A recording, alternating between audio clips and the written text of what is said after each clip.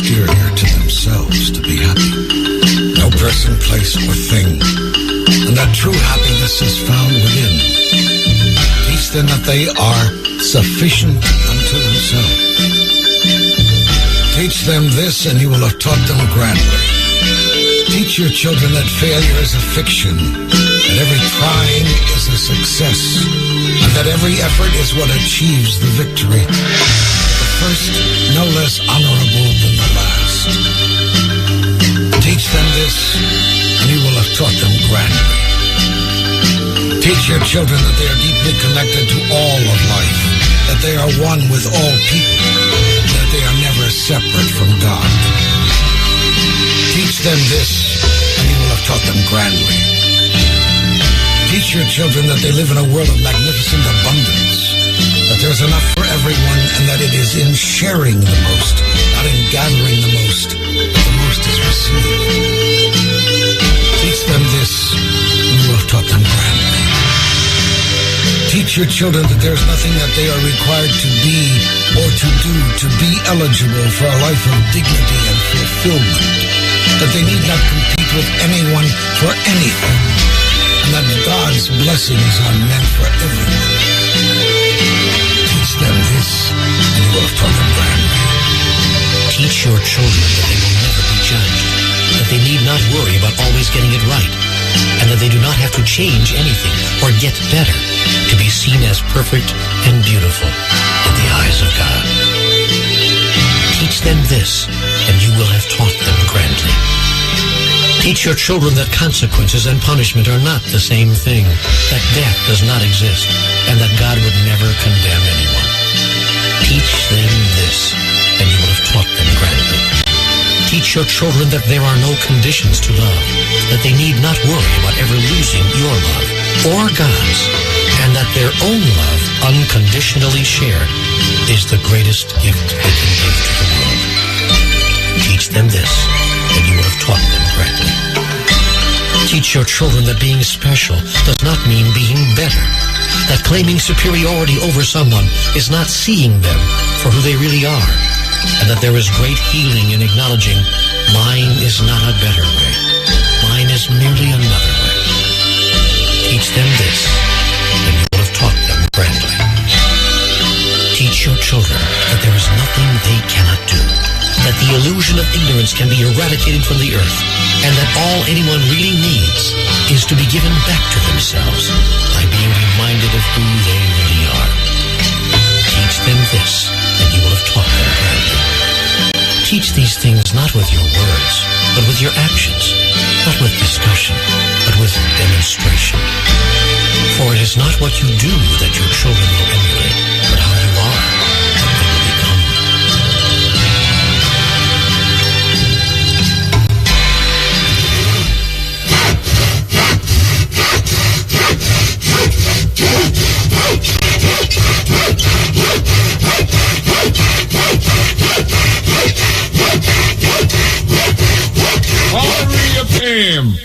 Thought-provoking, always smoking, lyrics like a bazooka.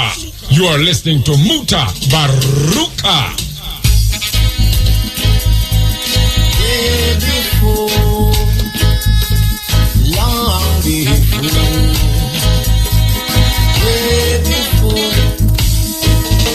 before a pirate's game,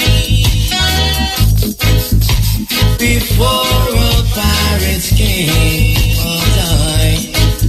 Willie Williams, the man who give you Armageddon time, still making music in the studios. We give thanks to the moment and the time and the energy, you know, say, we're there till 2 o'clock. So, I hope you have your matching stick, you can hold up your eye. And we're going to work out some things in the night or so. Believe you me, we're going to talk to a member of the Youth Council, Rastafari Youth Council. You just hear him a while ago, but this time I'm capacity as member of the Rastafari Youth Council. We're going to talk to a sister who some serious reasoning towards childbirth, natural childbirth. So, yeah man, interesting program. This is the Cutting Edge. We in jail. Listen. Okay, I'll say if we have him here. We have him. We don't have him. What? Serious thing. All right, because see if we can light up the bridge with you. I don't know where I'm going in I'm levels there, so, but we could play something and then line him up. Enough ones don't know the artist here, you know. Enough ones don't know the artist here. Barry Brown, big music, big sound, big voice. As we are saying, we're there with you. We are connect the vibes. Yes, we are connect the vibes like this. So when you feel the youth, Blackwood music, I tell you the truth. I went China. Don't get this confused. Hey, me don't know what I'm thinking. From you wonder is no drinking, no. Me no much sleep, me no insane. No alcohol can go in my brain. 18 or older, no give me no family, come with settle with a soda. 18 or older. Me want my mother proud of me, yeah. 18 or older, no give me no family, come with settle with a soda. 18 or older, me want my mother proud of me. Bartender, shop owner, listen to the grinder. Me a tell you say no service, cause to no minor. Young man no smoke no coke and all kinda. Make me a feel wonder if I sign at the time, yeah. Mama a fi work hard, and my daddy a fi work hard. And that here drinking no good, don't tell mine because sing it down in the mall. The one you need, 18 or older, no give me no family, come with settle with a soda. 18 or older, me want my mother proud of me, yeah. 18 or older, no give me no family, come with settle with a soda. 18 or older, me want my mother proud of me. Put this on the news, right? It's not the press. The youths are the future, show interest. Me sick to me stomach and know me get vexed. When me hear under ear speaking, me have sex. For me a 12 don't smoke no weed, 13 don't smoke no weed. Taking your education and get me sleep. Try hard and you will succeed. That sound and that voice. Me no money, You're going to hear more about him. We in jail. alcohol. You that sing say 18 and over. That's how it go. Yes. 18 or older, no give me no family, come with settle with a soda. 18 or older, me want my mother proud of me, yeah. 18 or older, no give me no family, come with settle with a soda. 18 or older, me want my mother proud of me, yeah.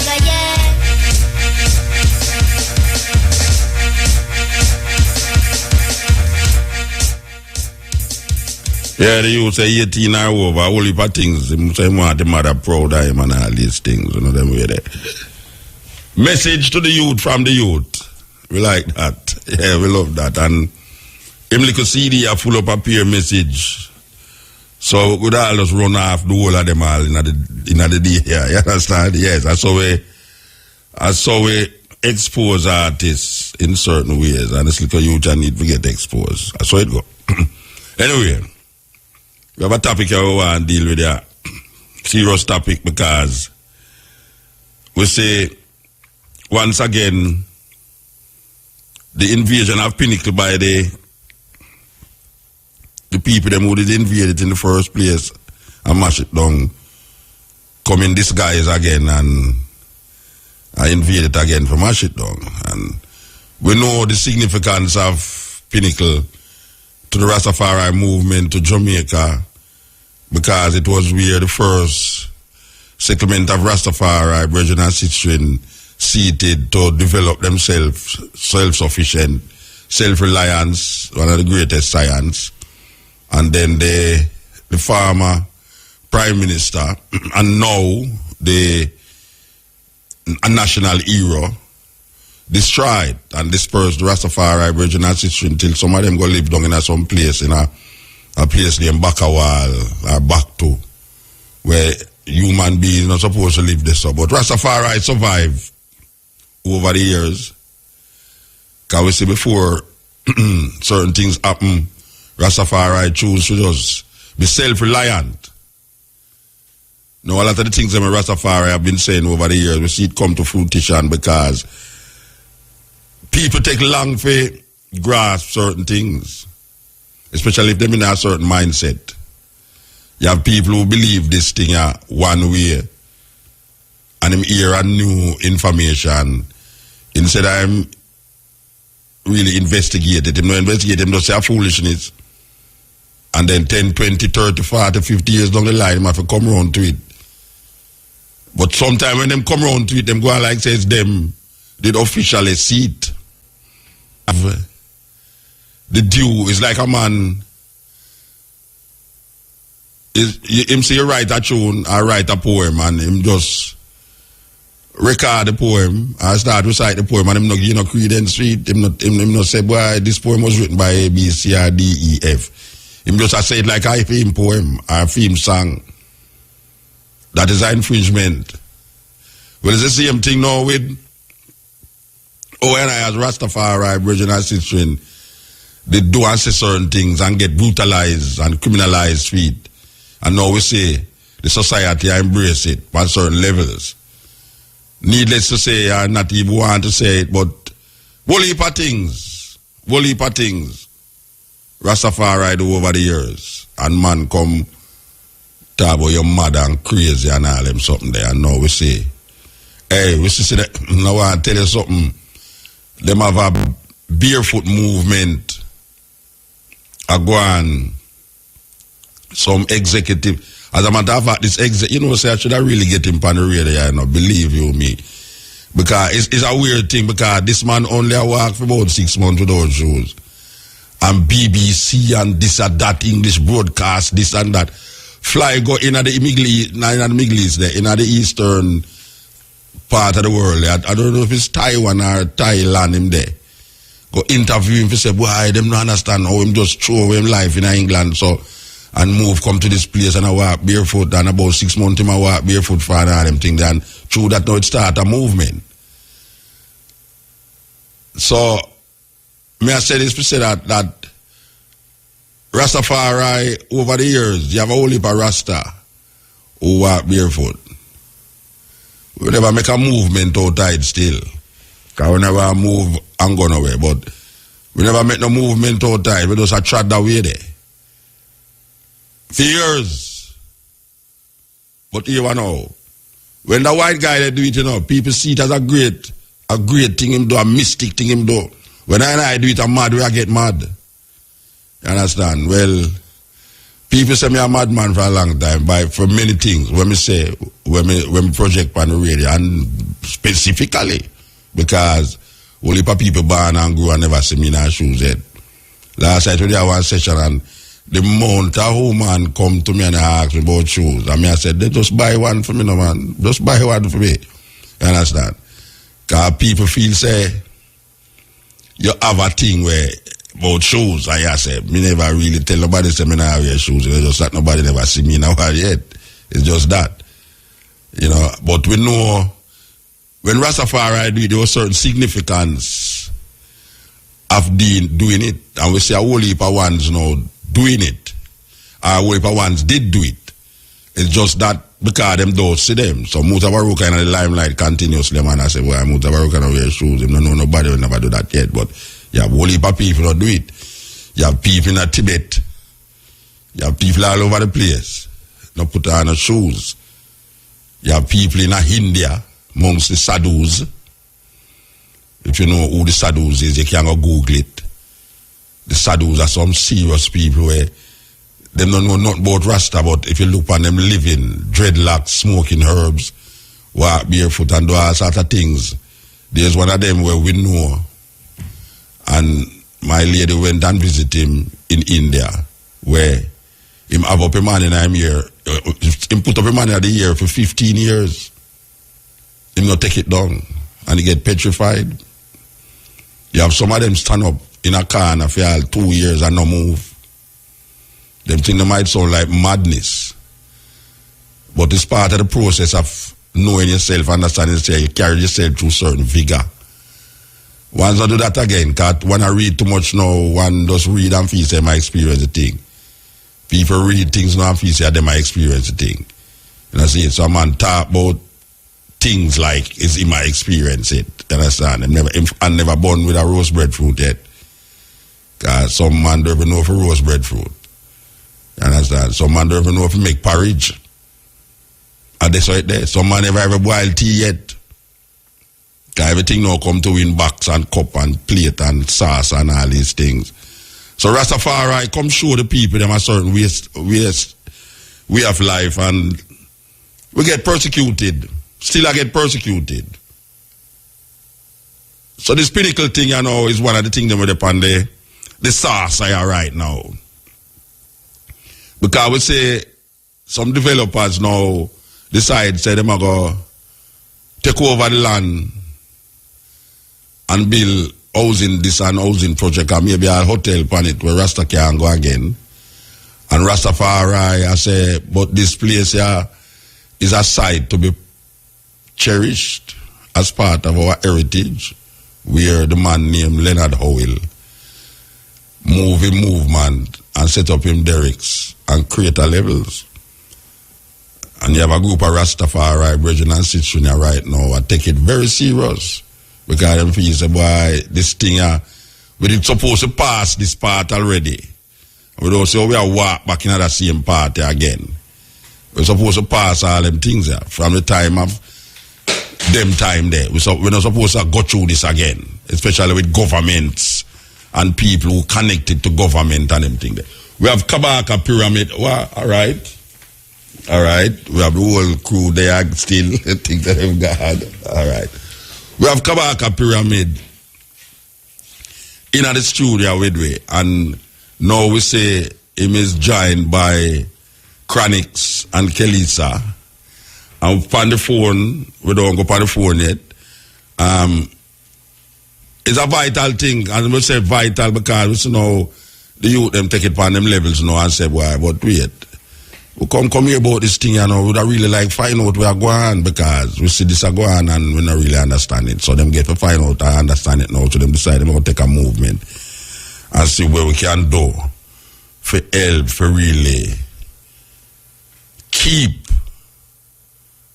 Pinnacle as part of our cultural heritage, where the government, the minister and mistress and ministry of culture is supposed to recognize this place as a heritage site, in that an heritage site cannot be made into something that is not in the benefit of the heritage that it is projecting. So we have Kabaka Pyramid in the studio as a youth. If you call him youth again. Some people, nobody, Chronix are youth. You're not a youth. All right. EL sister. Blessed. All right. Tell me some Kabaka Pyramid are youth. Yeah. Oh, what do you mean? No, wait, hold on. We're all other children, you know? All right, hold on. When me are youth then. All of right, course. All right, hear me I say now. Who the on the line? Sister Sonia. Sister Sonia. Okay, Sister Sonia they on the line. Blessed. Aye. All right. So we have Chronix, yellow Chronix. Blessed, Sister Sonia. All right. My dear friend. And we have Kelisa. Yes, I were there. No, All right. And Chronix, not Chronix. Kabaka Pyramid is part of the Millennium Council. Rastafari Youth Initiative Council.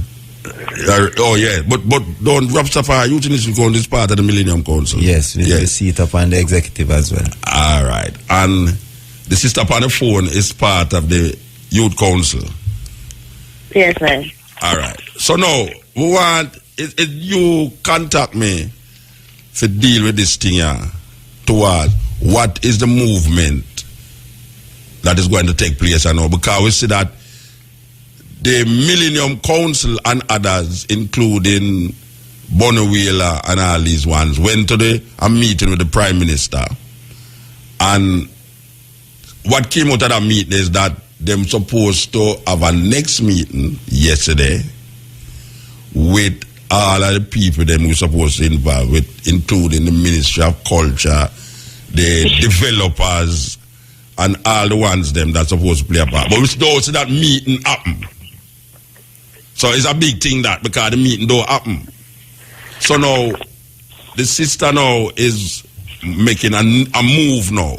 So you want to explain to Jamaica what now is the youth arm of the Rastafari movement is going to or is planning to do in relationship to this pinnacle thing? All right. Concerning the meeting that is supposed to happen between the government and the Rastafari community, apparently the Prime Minister is not involved in the meeting. It's going to be the Director of Culture, who is Dahlia Harris, is supposed to meet with the Rastafari community and its stakeholders, which would include probably representatives from the St. Jago community development, the community representatives, ones who live in the community, but as well as the... That was supposed to be yesterday. No, they had a meeting apparently. I'm not sure, Muta, what meeting has taken place already. Well, I was but told... I know that the community, Rastafari community, has not been engaged as yet. Yeah, well, I was told that the meeting was supposed to be yesterday and there was no connection between those who were supposed to involve with the meeting and the Rastafari community. That is what I was told. No, apparently that was a separate meeting. The meeting with the Rastafari community is slated to take place anywhere within the next few days. But we have not been officially engaged as a community through the office of the Prime Minister. We have not been officially engaged, but apparently a meeting is supposed to take place, not directly with the Prime Minister, but with representatives of the government, along with the other stakeholders, which would be the Rastafari community, the St. Jago developers, and probably representatives from the community who have purchased land from the St. Jago developers. All right, what was this meeting? What is this meeting supposed to do? Since we done connect with the Prime Minister, the Ministry of Culture, and what was this meeting supposed to do, or what is this meeting supposed to do now? Well, this meeting is really to state to the government directly what our position is and what we expect of them, and to let them know that basically we've been very gracious with the government so far dealing with this issue. But there are certain steps going forward that we intend to take, and we need to advise them of those steps. And we also need them to intervene to stop further construction taking place at Pinnacle. So we want to basically put it out to the government that it's their responsibility all right, to stop this construction at Pinnacle immediately, because a lot of sites are being violated right now. All right, that they know are. Yeah, the lawyer Miguel Land, didn't he do did he not write to the judge for a stop order on the development for appeal for the movement of the people them who is living there, since they was given that time the eviction notice. The eviction notice. Him never. How did that go? The eviction notice is actually for lot 198. You know what I mean? That is a lot where the tabernacle has been built. Yeah. So that eviction date is not specifically for the ones living on the land, you know. Basically, the ones living on the land are living day by day. Yeah. You don't know when a bulldozer is going to forward to move them. But the lot 198 is the eviction notice next Thursday, January 30. All right, so that, all right, when we ask now the eviction notice, what Miguel did do? What was the appeal for that? And what did happen to that appeal? That appeal will be heard February 3rd. So it's actually after but that don't make no sense. Yeah. Or that our work. It's disrespect. It's complete. It's like a slap in the face to Rastafari. Wait there. If the eviction notice is to be heard February 3rd, and then go evict the rest of them. Basically, we actually submitted the appeal after. There's a time frame within which you can submit an appeal. So we actually submitted it after that. Okay. You know what I mean? So this is one of the reasons why it was pushed forward to that date. Yeah, but what happens now between those 3 days? Judgment. You know what I mean? Between the 30th No, and the 30th, yeah. you know? We'll see what happens. All right, no, but we know what see what happen Yeah, because that we is want what to I make it don't know. want to see. Yeah. All right. Which So is what the I plan? want to clarify though. Yeah. Before the first original meeting between the Rastafari community and the Prime Minister and the Minister of Culture, it was not solely about Pinnacle. Pinnacle was one of the issues. Mm-hmm. So some ones were reasoning about reparations, some were reasoning about Snoop Dogg, all kind of things. You know what I mean? And Pinnacle. Well, we don't want to even make a separation at this point because you see, when you say that the Rastafari community, people, especially government, likes to put it forward as though we don't know what we want, but that is not true. Pinnacle, the issue of Pinnacle, cannot be separate and isolated and that from is what the larger issue at hand, which is reparations. About. This is not the only time the Rastafari but community sometimes you has get been involved with targeted. other reasoning when make the thing where you go there from become no land. That is the thing. This follow-up meeting is specifically about Pinnacle. Exactly. Yeah. All right. So we sit down. The eviction notice will be heard February. The eviction is supposed to be next week. The Millennium Council, the Youth Council is now on its tours now. What are they on their tours to do? Well, okay. Yes, sister. Basically, the Youth Council is having a gathering at the Ethiopian Orthodox Church on Sunday. Ethiopian Orthodox Church has their church service at 8 o'clock every Sunday morning. It goes on for 2 to 3 hours. So we're going to participate in that church service. Following that, we're going to have a reasoning, which is going to be compromising of the Rastafari community in general. Everyone is invited, along with the Youth Council members and the youths in the community, because it's also going to be a general meeting for the Youth Council. On that day, we're urging everyone in the community, from the Nyabingi House to Bobo Hill to the Howellites, we're urging everyone to come out and reason with I so we can go forward into next strong, which is what we're calling Judgment Week, and we have several activities. All right, hold on, sister. No. I don't really want to put no stick in at the thing, you know, because I understand the level, but you know, think we could have the meeting in a neutral place, like where ones who know and take part in our church service. I mean, we have somewhat neutral place where you could have to keep the meeting, you know. I say don't keep it there, but we don't have to figure out, say, you talk about Bobo, you talk about Bing, you talk about all of this, you talk about people who have no denomination. You know, if you could have it, you know, when you say them are going to participate in the service and then you have the meeting. Well, we're not asking ones to join the church, you know. You know what I mean? No, we're not talking about joining the church. We're talking about the neutrality at the place, the neutrality, to have a neutral place where everyone. Well, you know, Muta, I'll tell you something. The Rastafari Youth Initiative Council has been the type of organization that has brought members from the community to all types of places that they don't usually go. For example, the Empress Men and Celebration. When was the last time you saw the Orthodox Church or the House of Bobo Shanti on the grounds of the 12 Tribe of Israel? That only happened when the Youth Council has the Empress Men and Celebration. They don't go down there. You see what I'm saying? So, as youths, we don't really look at our religious differences. It's more of the Africans strongholds in the community and where we can bring African people together. So we're not looking at a religious, like me myself trod up in the Bingi house, but that is not going to prevent me from going to the Orthodox Church and sitting amongst my brethren and sisters. Religion has divided African people for way too long. We cannot afford to fall victim to that again. So the Orthodox Church has been very supportive of the Rastafari Youth Initiative Council. We've had our summer camp at the Orthodox Church. They have supported us in many ventures. When they have their celebrations, we go there and we work. We serve the ancients, you know. So we're trying to foster more of a oneness. And we're saying to ourselves, if it's a Sunday and the Orthodox Church, we have members who are Orthodox brethren, and they offered the premises to us, we said, well, yes, this is a good place because this is a institution that His Majesty came here, the people asked for it, and he sent someone to establish the institution, so we're going there. It has really nothing to do with like a religious preference or a religious persuasion. And I don't think nobody has to go to the services them don't want, so you know. We just throw it out, still, we just pass it out. It's a good point. We just pass it out. All right. So the meeting, you say, you talk about Judgment Week and all these things, you know, that sounds serious. We are work with that, so like. Yeah, well, they're be involved in anything like that, you know. Another part that we were involved in that. Tell me where I go on this, you know.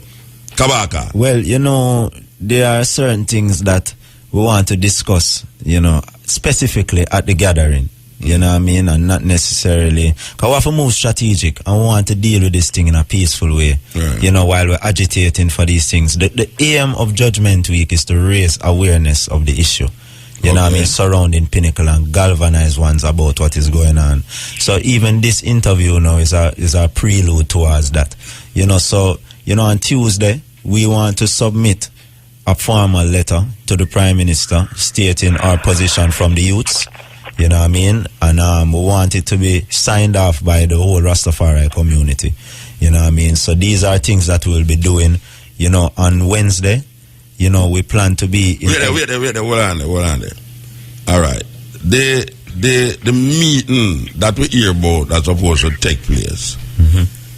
We bypass the meeting, you know. We're not about to work with that meeting. We're at the point where we cannot be certain that meeting will take place. Because we have not, as Sanya said, we have not been officially engaged by the House of the Prime Minister. So we want to document and make sure that we have it on camera that we submitted our position to the House of Parliament, to the Governor General, and to the Prime Minister. And we can say to Jamaica right now that what we want is for the government to cease all development that is taking place at Pinnacle. We're making it very known. The Jamaican public needs to be known because this is a issue that is a Jamaican issue. It is not just Rastafari. And a lot of heritage sites are being desecrated right now. Currently, there's a hotel being constructed on Mrs. Howell's grave site. The bakery, all different types of places are being developed on, and the government needs... And the ancestors, them, you know, the remains of the ancestors, them are being disturbed. And the only thing is the government is aware of the ancestral burial grounds, because a few years ago, when they were in negotiations with the Millennium Council, the government knew the plots of land where people were buried, and they stated their intention to declare it national heritage. It was even published in the Observer. That was the golden government. That was the golden government. Just the other day, a member of the National Heritage Trust said that there was not adequate research done in identifying the grave sites.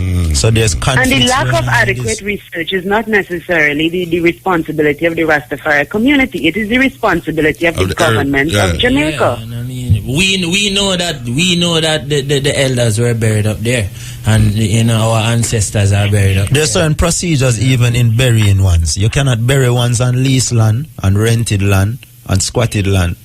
You know what I mean? These are legal things that happen in Jamaica. You know what I mean? So there must have been some kind of proof of ownership of the land for their even ones to be buried.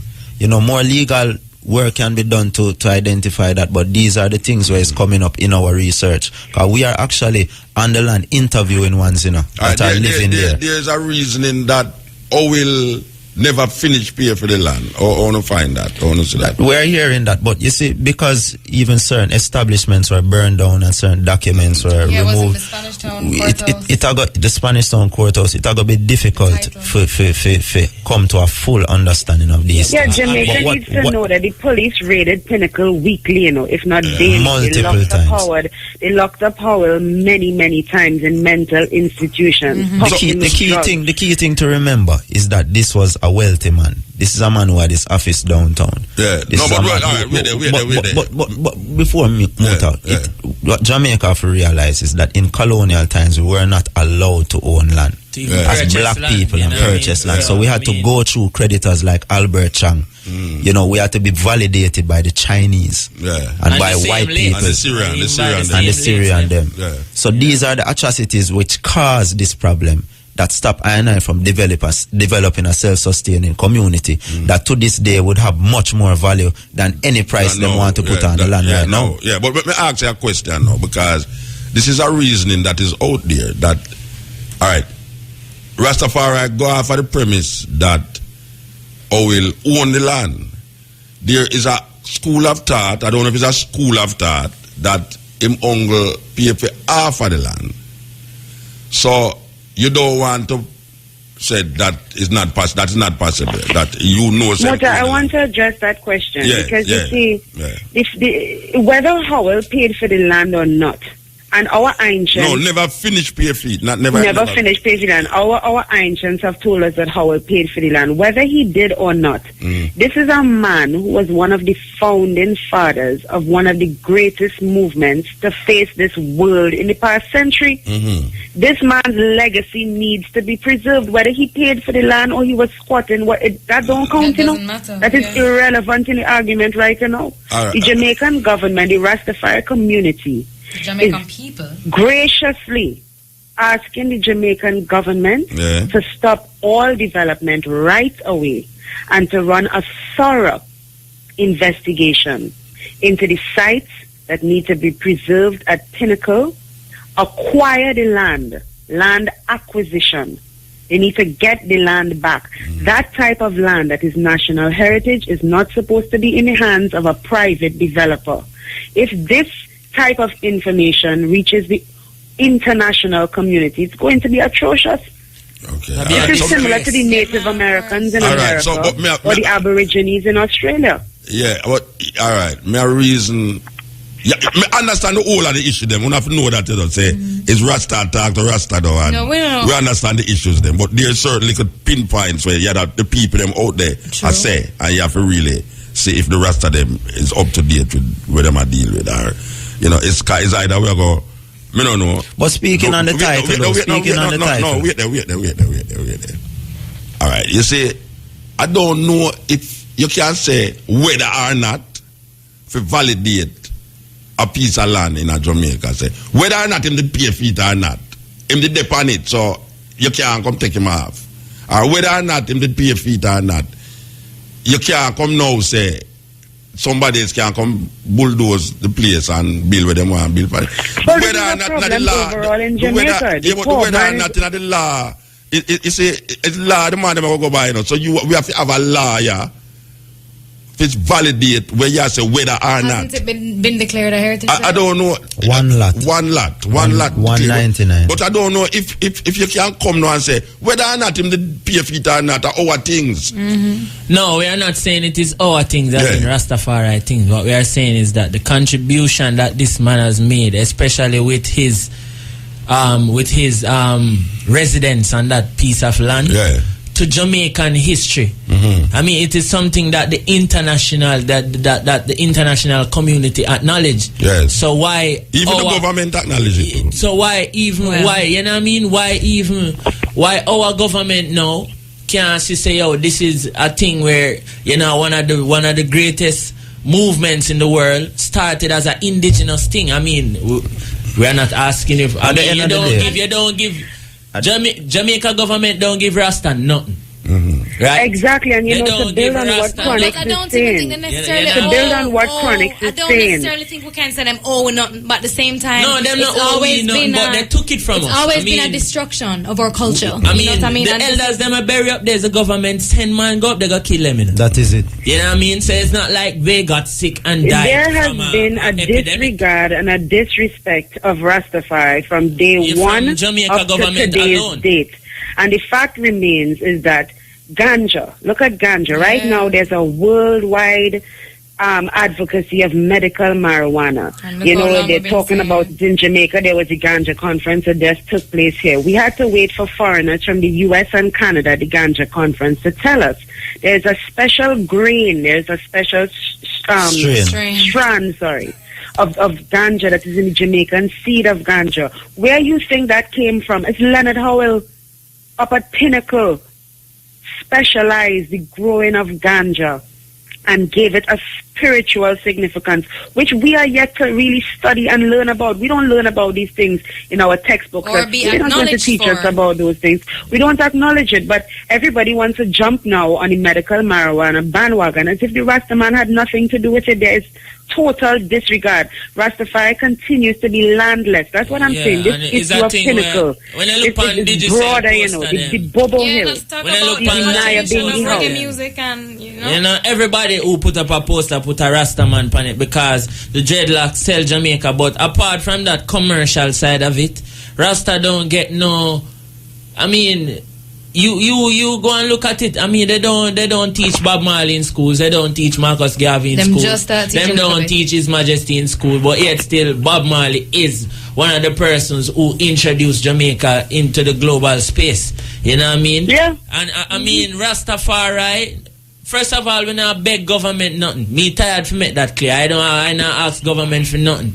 It's regularize the government everywhere me but go because them love reggae music and I the only music where them children can listen at the end of the day. So them can't even hide from it. Because the only thing other than reggae music is either the old Ray music or the old Tay music from foreign. You know what I mean? So them love reggae music and we happen to come across them all the times and them want to get mushy. But you can't get mushy because you're going do something for Rastafari before you come deal with we as youths. Because we can't go laugh with you and drink tea with you and break bread with you when you're not even...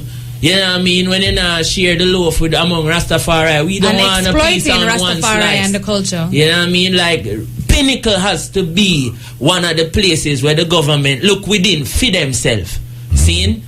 First of all, we're not talking about no legal nothing right now. Because you're going, we're not begging no nothing. And if here we're going, if at the end of the day, if at the end of the judgment, it says Pinnacle goes to these private developers. See? Who came here on a boat? And the people who came here on a boat by force from slavery can't get no rights. But a next set of people who come on the same boat, same way to like we, seeing them can get preferences. Then I mean, so be it. But Which country you know have a prized possession and don't acknowledge it? Jamaica. No, right now, Jamaica deal with the image, as Chronic said, Digicel and these companies use the image of Rastafari. Them show a man with some locks and some red, gold and green tam. What we are saying to the government is either you acknowledge Rastafari in its entirety or allow Rastafari. No, here the R. Are we, which is Rastafari people who are known in the global stage, we will make it known that Jamaica doesn't honor Rastafari, so don't honor Jamaica. That is it. When you put up the flag, don't put it up as a Jamaican flag. Put it up as black people and Rastafari flag because Jamaica is not associated with Rastafari. This is how we know. This is how we know. Muta said Jamaican government have no interest in the benefit of Jamaica. They have no interest in that. See? Because if Jamaica did serious, ganja would have legalized long time. One. We know say Rastafari would have been promoted, reggae music would be promoted. This is common sense. This don't take no rocket scientist thing. Pinnacle should be like how them have Mecca, where everybody who want to know about Rastafari have to make a pilgrimage. In the world. Just like how them have 9 Mile. Me a reason with a one today and they must say 9 Mile because they make it a heritage site and they make certain things, tourist thing around it. You have schools that build up in other area there. You know what I mean? People in the community are benefit from that. Jamaica, you know, that is a little thing where can be happening all around Jamaica. You know what I mean? And Pinnacle is the foundation. Pinnacle is the foundation. The three things that drive tourism, right? And remember, Jamaica is predominantly, Jamaica is known worldwide as a country who survives and strives off tourism. Now, the three things that influence tourism the most: music, weed, Rasta. And when we talk music, we not talk about disco music. Because the disco na make round here. Is dancehall music or I don't even believe in dancehall music because dancehall is a place named dancehall. Reggae music is what bring people come to Jamaica. Ganja is what make people come to Jamaica because and sports too. Look how much place you have around the world where them legalize herb and them research and make all some weed where turn in a idiot and them thing there and people still want to come experience the organically grown Jamaican cannabis. Or as King, them would me call would have it. loved for every poor person in a Jamaica, every ghetto person in a Jamaica to have an experience for go one of them rich people hotel there up on the North Coast and so to see how them a deal with. Trust me, everybody up there so I live off of ganja selling. I can tell you that. When them go in at them disco, when them have performance of Bob Marley music and reggae music, them a sing. This is what this is the experience the people them want. The whole of them hotel them a sell the fake, locks them pan the tam them.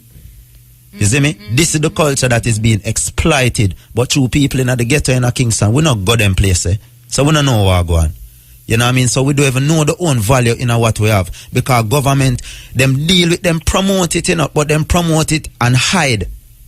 You know what I mean? And now come out in the open and say, Rastafari is this. Right, we are support Rastafari. Now beg the government nothing. Here we go on. We know Rasta to need nothing from government neither. See? But here we go on. You know?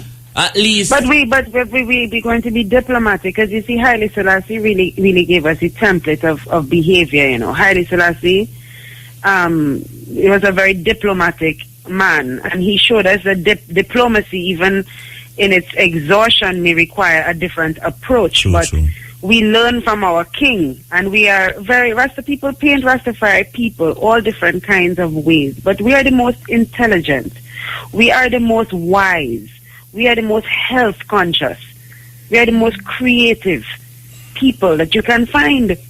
And the fact is, we learn all of that from our African ancestry and through our King Haile Selassie, who teaches about diplomacy and who teaches how to deal with these governmental institutions. Even when His Majesty went before the League of Nations to tell the Europeans, listen, we need some assistance in Ethiopia. He did it through diplomatic channels. He stood up before all of these people in Europe. They were booing him in Geneva, but he kept his composure. And the same way I will deal with the government on a diplomatic level. But we know that we have never gotten too much of a good response. The government has not been very kind or very gracious in their treatment towards I forefathers and even towards I youth in this Iowa. So we're very much aware of that. We will continue to exhaust the diplomatic means, but there is an end to every rope. We fight in this battle on many fronts. There is a legal battle. Right now, there's a road, Highway 2000 is being extended over Sligoville. So there's 100-yard radius from where the road are built. And anybody will live in that radius, government are tell them to move. Now we interviewed a family who have been paying tax for over 40 years upon them land. But them never actually go and collect a title. But they have been paying tax at any point in time they choose to show evidence and receipts, they can acquire that. And government is telling them, say them have to move.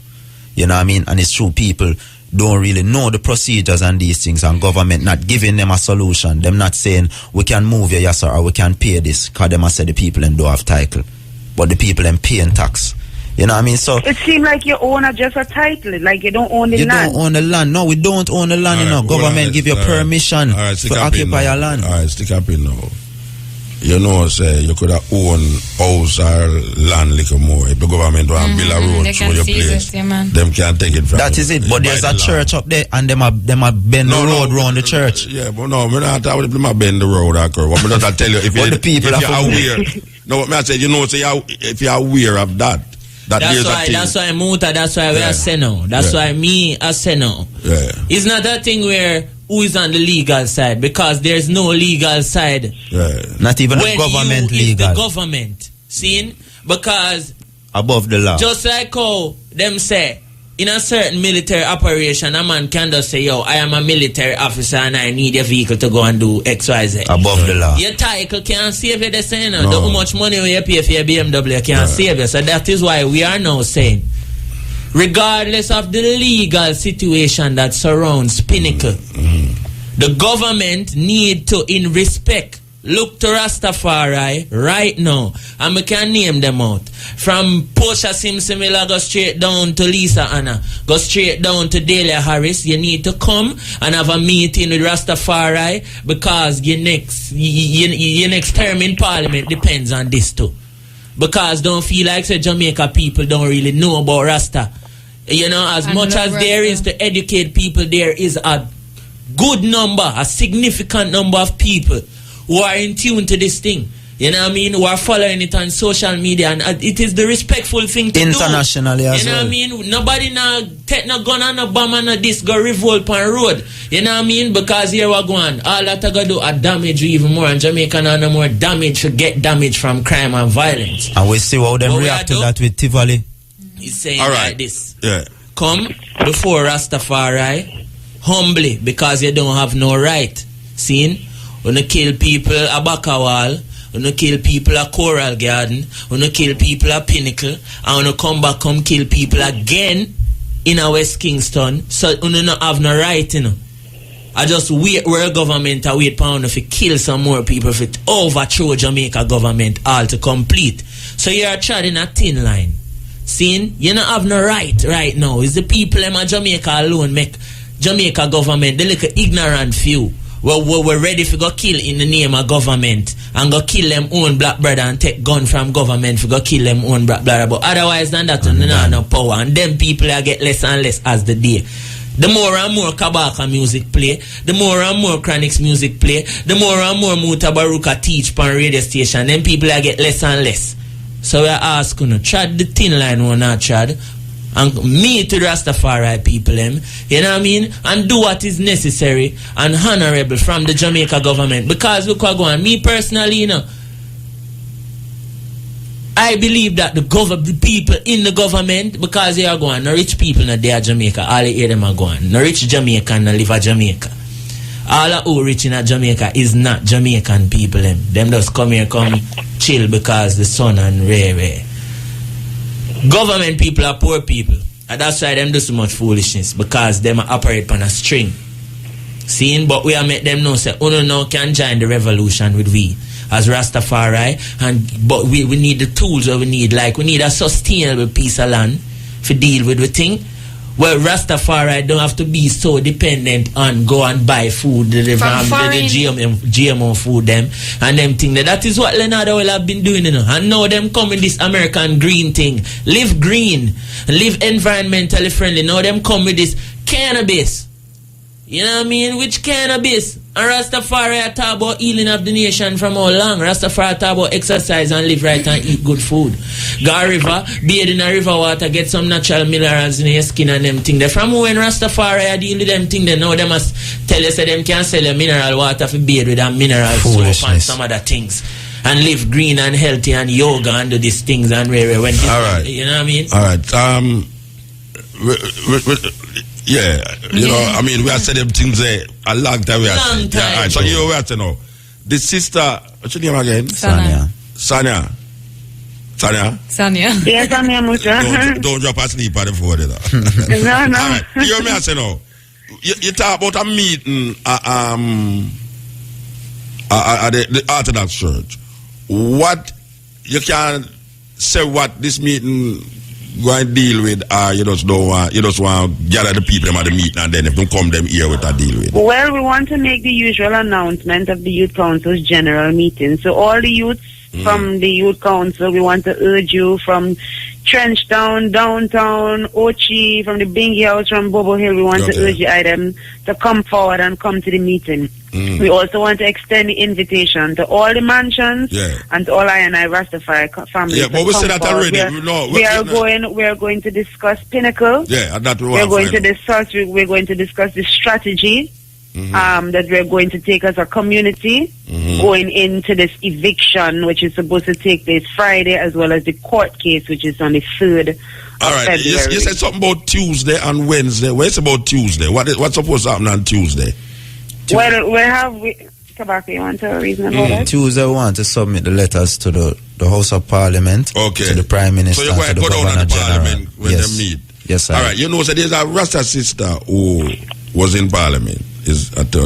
She have access to Parliament. Okay. Or not work with her. Well, we need to get in contact with her and see what is the avenue. So we're going to link it up and make it happen, Muta. Fast. Oh, we never know. No. I never know personally. You never know that she was in Parliament, the Rasta in a Parliament. I never know. Barbara. McConnell's mother. Okay. Auntie Barbara. Auntie Barbara. Well, me no call her auntie, but since she add auntie to her name, Barbara Blake. auntie is her first name, her second name. Me say Barbara Makeda, you know, Makonen now. You see it now? You don't know Makonen? You're bigger than your mother. All right. I don't know if who going to carry this letter. Who going to carry the letter to Parliament? Because you know, say you can't just. Well, it's the youth body, you know, particularly, you know, who operating under the Rastafari Youth Initiative Council as the organization. Yes. So it's just the organization that work with the thing then. There is ones, you know, that have not been affiliated with the organization prior to this, you know, but you know, even ones like Donation and Sister Odesha thing, but I really galvanize under the Youth Council, and the Youth Council is facilitating the whole movement. All right, so who's going to carry this letter into Parliament? Which individual? Yeah, Which individual?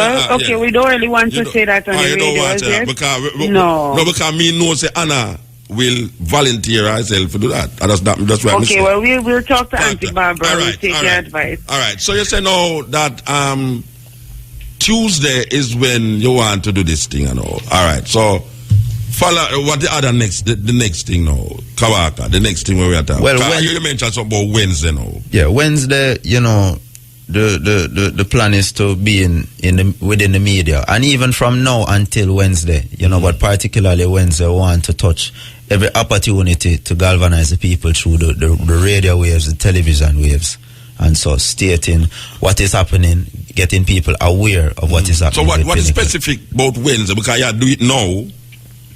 So you say it now and you're going to say it again for the next station and thing. What is, can you mention Tuesday and Wednesday? So I just want to find out now. No, you see, so the people can know what is going to happen on Wednesday. Basically, all right, Wednesday now is about a specific push towards Thursday. Because Thursday is where we want to meet at Mandela Park. Oh, so what happening on Wednesday if we push for Thursday? That may ask. What is happening on Wednesday? Yeah. All media interviews, you know, media houses submitting information, press releases to the media houses and things like that to get. And you know, we want to make it clear that the youths are not doing this independently. We have been reasoning with the Millennium Council. We have been having close discussions and guidance from the Leonard Howell Foundation. Okay. We've also, you know, who has put us in touch with Leonard Howell children. Yes, you know, we've spoken to a lot of our parents, who would include people like you and other ones that we've sat and we've met with, who are our parents. Yeah. So this is not really just the youths. It is just the youths taking up the banner at this point with the guidance of the ones who are older than us and the entire community. So even though the letters and certain correspondence might be in the name of the Youth Council, it's really a community. And it's a one voice. All of us are on the same page and we all want the same thing at this point. All right, so what you're saying about, you said Thursday now. Thursday is the day when they're supposed to do this eviction, or it's Friday? Thursday. All right, what going to happen on Thursday now? Because we still don't hear about the meeting where we say hear that was structured for deal with certain things. The meeting with the Prime Minister? No, not with we're not going to meet the Prime Minister again. We don't need to talk to the Prime Minister again. No. The Prime Minister, I think the Prime Minister should show some. I don't know if I'm being too. I don't know if I'm being too anything at all. But the Prime Minister she need to give us that moment in that couple, that 2 or 3 hours that we need. But she did do it already. No, but listen. Issue that was a thing where she chose who she want to talk to and what them want to talk about. No, we need a pinnacle talk. We need a pinnacle talk. With her, not with because here Wagwan. No disrespect to Wagwan, you know, but really and truly, you know. Repatriation is not a tomorrow thing, you know. Seeing? And that's the thing. Priority is key in life. You know what I mean? You have to know what comes progression and procession. You know, you have to know what comes first and what comes second and what comes third. Snow plying is not an issue right now where we need to deal with. So who bring up shoes like? I mean, it don't really matter who bring up what, but where we are set to Rastafari. No, yeah, so we are talking about where we are set right now is them little trivial things there. Our repatriation, I won't call it trivial. But what going on now is Pinnacle. Repatriation is a thing we're not going to happen on January 30th. Yeah. And it's not going to happen on Them are going to February evict some 3rd. Rasta and some people. Them are going to evict some Rastafari people who supposed to aid in repatriation. Them going to beat them going to evict them, them going to destroy them dwellings. Support me tell you something. And Muta, just one point that I want Jamaica to understand is that we do not want the lesson behind Pinnacle to be lost behind the fight for the land itself. Sure. And there are two important lessons here that are very big. Number one, self-sufficient communities and being independent within a nation. That was something that Leonard Howell stood for. And even you see places like Bobo Hill that were modeled after Pinnacle, where you're trying to create self-sufficient committees and agricultural bases and those type of things.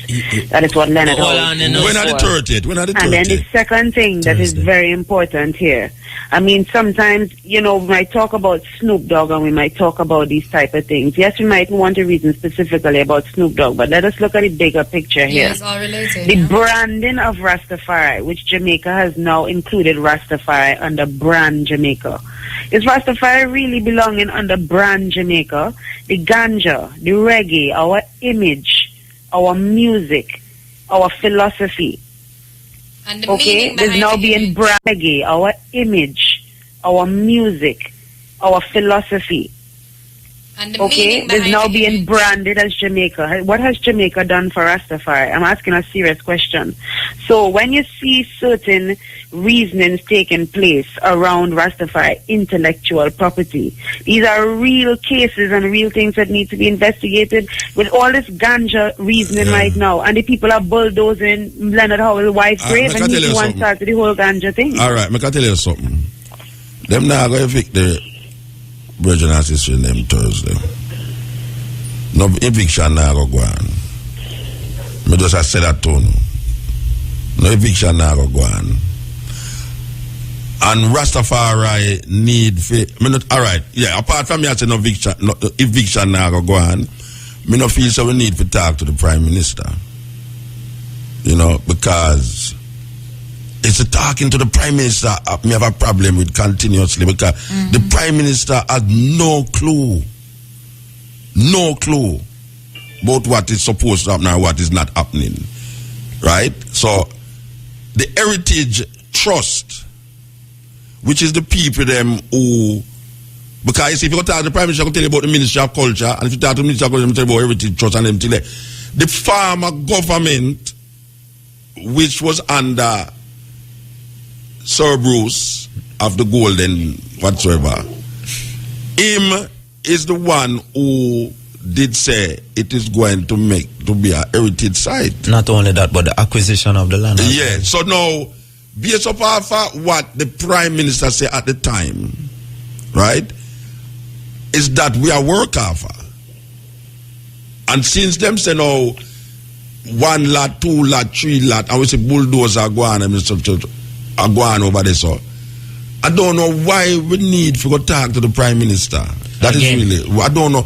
Can you explain to me, sister, why we need to talk to the Prime Minister again? There is different levels of it, Muta. There's different levels. I don't want to talk to nobody, No, what we're saying is, because remember, even at that time, it's the Prime Minister was talking to. It was Bruce Golding. You know what I mean? Yeah, but we don't talk to the Prime Minister them already. Because she's the Prime Minister now. No, but at the end of the day, 6 lots were slated to be heritage, and only one lot on September 30th. Yes. So, some of us believe that we have to go through that process again to reinstate what was actually about to happen. But what I want to say is that there are different goals and targets in this thing, and it is up to I and I to find a consensus. Is it that we want the 6 lots, the important lots, the one that was already declared with the Great House, the Tabernacle, the bakery, the well, the burial sites? Is it that we just want these lots alone, or some of us are saying 100 acres of undeveloped land is still there? Some of us are saying the entire Pinnacle need to be back in the hands of the Rastafari people. No, some of these things are less realistic than others. What the youth council say? Well, I don't know if it's some of us, because I went into a meeting today with the Millennium Council, and I've been in meetings with the Leonard Howell Foundation. It seems like everybody's on the same page. What is it? Everybody wants the construction to stop. Yes. right? Yes. And the quickest means to get that construction to stop right now, the government needs to intervene. The Jamaican government needs to take it upon themselves to intervene. It is their responsibility. Second of all, we want a thorough investigation, which would not only include the investigation that has taken place already, because there are people who have been fighting for Pinnacle for a very long time. Okay, and it's not only the research that our Rastafari brothers and sisters and elders have done. The government needs to thoroughly investigate and even uncover. There are people they can speak to. There are people living up there. Howell's children are alive. They can speak to them. So you feel and identify. going to the Prime Minister again?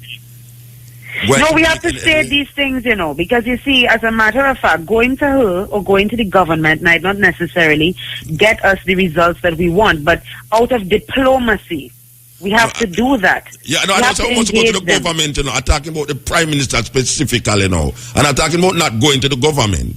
I'm saying that going to Portia Simpson is not something that I would suggest.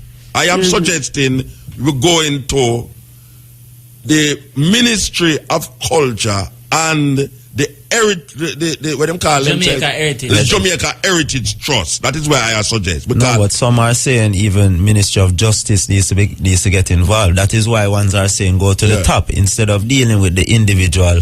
No, well, when you go to the Ministry of Culture, it's not individually I go to, it's the ministry I go to. No, I know, but there are different ministries involved. Yes. So them are gonna say, oh, it's not necessarily my thing. There's a finger pointing. There's land agencies as well that have to be involved. Yeah. Ministry of Justice for what has been done to the people and what is being done, because people are being removed right now. So we need to know that there's provision. Even if this thing is to go ahead and certain amount of development is to go on, the people cannot just be left to lose them land. Yeah. You know what I mean? So some consensus, some agreement on what is the situation with the residents and the land are ready. Yeah, there's a possibility that that place might turn a Chinese colony. That is what we're talking about. You know that. See that? All right, so Muta, something that is very important on a national level. I learned through the research with the Leonard Howell Foundation and also with this whole Pinnacle struggle, the price it costs to survey land in Jamaica. Yeah. There is no way a poor man or anybody could have objected to the lakes or to anybody stealing that land from Rastafari people, because it is very expensive. You have to be a very wealthy person to afford a surveyor. And a surveyor is then the one who can take you through the court system. Yeah. And lawyer fees and all of them things. No, it's very expensive. How does the poor man win? All right. We hear about Kabaka Pyramid, that tell me about Mandela Park. You done mention something about Mandela Park? On the Thursday. Oh, the same, so much things on Thursday. The eviction. Oh, the eviction did that. Yes, I am. So why Friday, Mandela Park and an eviction out of Pinnacle? We not forgot the Pinnacle then? No, Friday's the eviction day. Friday's the eviction. Voila. Yes. All right. So we're going Thursday. We're going to Mandela Park on the Thursday now. Kabaka. Mandela Park is a gathering of all the INI, Rastafari and Jamaica. We want to have different ones speaking about the Pinnacle situation. It has been discussed to even invite members of the government to this gathering, because one thing, I was at the gathering, I was at the Coral Gardens gathering, and one thing I noticed, there was nobody there from the government really. There was nobody to really hear what I was saying at the time. Them hear, man. Well, through the radio. Yeah, but them hear. We don't business if them they are not. Them hear. We never invite them because we never see it important to invite them there. True. Because look here, Coral Garden depend the thing for long, we invite them to do and say. Well, right now they need to acknowledge what they have done. Yeah, but watch out. No, what me I say in the demonstration where we did have another. I not bash I'm not saying nothing. I just saying different from that demonstration. Yeah. I personally would have liked to see if this can go on. Which one? If government representatives can be there when I gather. To do what? To hear from the people. But the people, them not hear from the people already, Virgin. Well, I can't know for sure if a one is listening. I can't know for sure if a government man is listening to the radio, but if I see a man and talk to a man, I know for sure. Stick up in. we have when the old time man the name again. There's Mike Henry. Mike Henry come at whole heap of Carroll Garden thinking, talk. When him know in a power, him say Rasta, him apologize. When him do in a power, him say him apologize to Rasta for all the things them do to us in Carroll Garden. Right? Alright. Him talk about reparation and them things. When him in a power, him in the house, we hear it kind of ease up. Now him no in a power now, him is one of the leader them for the reparation movement in Jamaica. Alright. I would like to know what is it that, because there's more people listening to us right now than we can hold in a Mandela Park. What is it that we have in us so much that if we gather to deal with Rasta business right as now and the people business in the Mandela Park, we need to see politician in the park? Why we need to see politicians? Because they're the people who are asking to intervene. But them hear, them not hear. But what is no? What? So why have them hear you in the park? Because them are hear you now. Them are hear. We have meeting with them. We have meeting with them. Them hear we. Them know the situation. The thing where Rastafari talk about Pinnacle Railway. Them know. So what is really left up to the people? You see gatherings now, Muta. The gatherings, because every man can have them private thought and sit down and think things through by themselves and thing. But when you have that corporate thing where every man come one place and voice them opinion one time, and all that is to be disagreed upon is disagreed upon there, and all that is to be agreed upon is agreed upon. Oh, you mean? And it all in a middle of a tree. No, but anyway. No, about Mandela Park in the middle of a tree. Me I say no. Worse is Mandela. No, but what I say no, we're going to have a meeting with the government in the park. No, we not have a meeting. Where we have a gathering. Yeah, a gathering. No, but Kabaka doesn't tell me about him need to say. Yeah, them need to be there and be present. I mean, them need to be present right now in this room, yeah. To come give the people them some answers, some public, because here are going. They say a public atrocity calls for a public explanation. Yes. That, you know what I mean? You can't explain things to me and Kabaka Pyramid and call us in a little room and say, Kabaka, in between me and you, we are very sorry about it. No, my experience with politicians is that they will all come there and tell you some nice things to make you feel good. No, I mean that is a given. And we record them on camera. Yeah, but it don't matter. That them why you do. Them why you record them on camera to like how the guys did that. No, but we're not gonna put it out. We're gonna put it out and compare it to them actions. Yeah, so when because we have videos of them actions, We have videos of the bulldozer, and we have videos of the sweet talk. So you say now Thursday is this day, in the park. That is what you say, Virgin. Yes, I am. And you're going to talk or sensitize the people them about whatsoever. Yes, I am. And then now, what after that now? Well, the occupation has to begin. So we'll be imploring ones, who are willing to forward up a pinnacle and occupy the land. Particularly where the tabernacle is. It is an intention put forward to have a 21 light Nyabingi, starting on the occupation day, and continuing. So, the whole Rastafari community is invited out to forward up a pinnacle, and we want to have documentation teams. We want to have the whole world looking at what is happening up at the home of Rastafari, Okay, sister up on the phone. Yeah. Sanya? You get disconnected. Me call her, she can't disconnect. Me call her. Let's credit your car done. She gone? She listen to her radio. She gone in a bathroom. She gone in a bathroom. So it seems. I bet I heard her. True. All right. So you talk now about the next part of the movement now, which is Rasta just go up there and just stay up there. And just sit down in front sit down on all the grave them where them a dig up and sit down on the bulldozer. And bulldozer and all them stuff.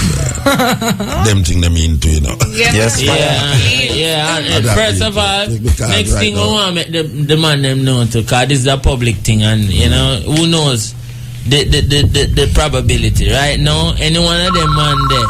All right. Sister Sanaya. Yes, Sister Sanya. Yes, mother. Sorry about that. You went to the bathroom. All right. Kabaka does make mention about some occupying of the land Friday. You have that on the agenda? Yeah. Well, we already have ones who have been up at Pinnacle. Sister Hodesh has been working at Pinnacle for over 10 years. We have other ones from the Sister Hodesh from the Leonard Howell Foundation. Okay. Don't wait, the stick up in. When I did there, when I was at Mandela, you know Mandela, yeah, me know. Yeah, sorry. When I was at Rebel Salute the other morning, I sit down and I listened to Andrea, I catch part of Andrea program, and Sister Odesh was on that program. She was on the program? Yes, sir, Sunday. Yes, she was. Sunday. So the Pinnacle thing did get another thing from Sunday program, for Andrea program Sunday. Yes. It was discussed. Like, Yes, and now it are discussed again. Yeah, we've been on a lot of radio program. It's being discussed tomorrow as well, and on Friday. Which other program? Even Elise Kelly this morning. No, we're not talking about IRFM. IRFM is a given. We won Best FM last night. We're on Best FM right now as we speak. Okay. We're going to be on Jerry. We're going to be on Jerry, Brother Jerry tomorrow. Want to FEM on them station there. FEM is a youth station where we'll youth. Want to FEM. Zip and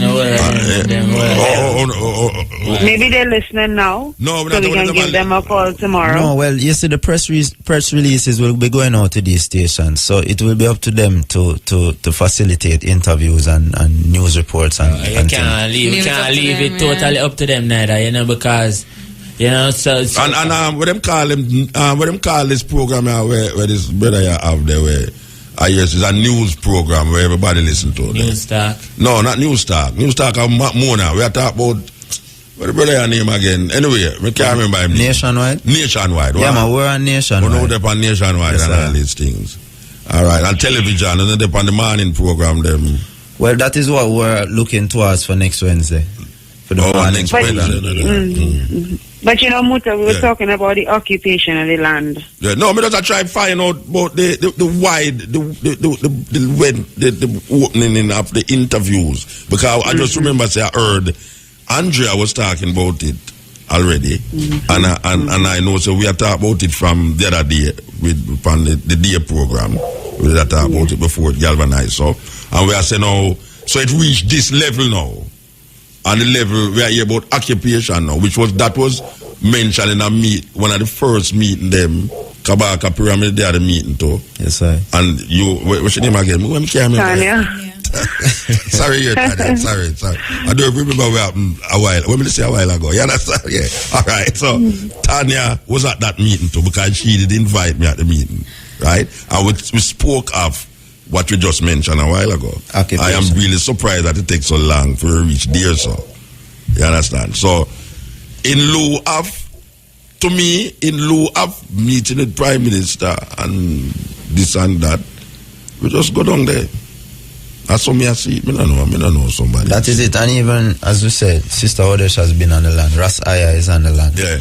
You know what I mean? And we just have to Occupy. We'll take it up. Even ones from Occupy Wall Street are sending representatives. Remember, Stephen Golden was at the meeting too, Yes, I am. And Stephen Golden, I did I say, well, it would have look away official, the former Prime Minister's son and Mutabaruka and all these people know. Yeah, man, we're calling on ones uptown, downtown, everybody, yes. Brown, white, black, China, everybody who believe in a Jamaica and believe in the people for forward up, It's a real thing. And also what we're advocating for is in Nyabinghi House. And we're talking about occupation.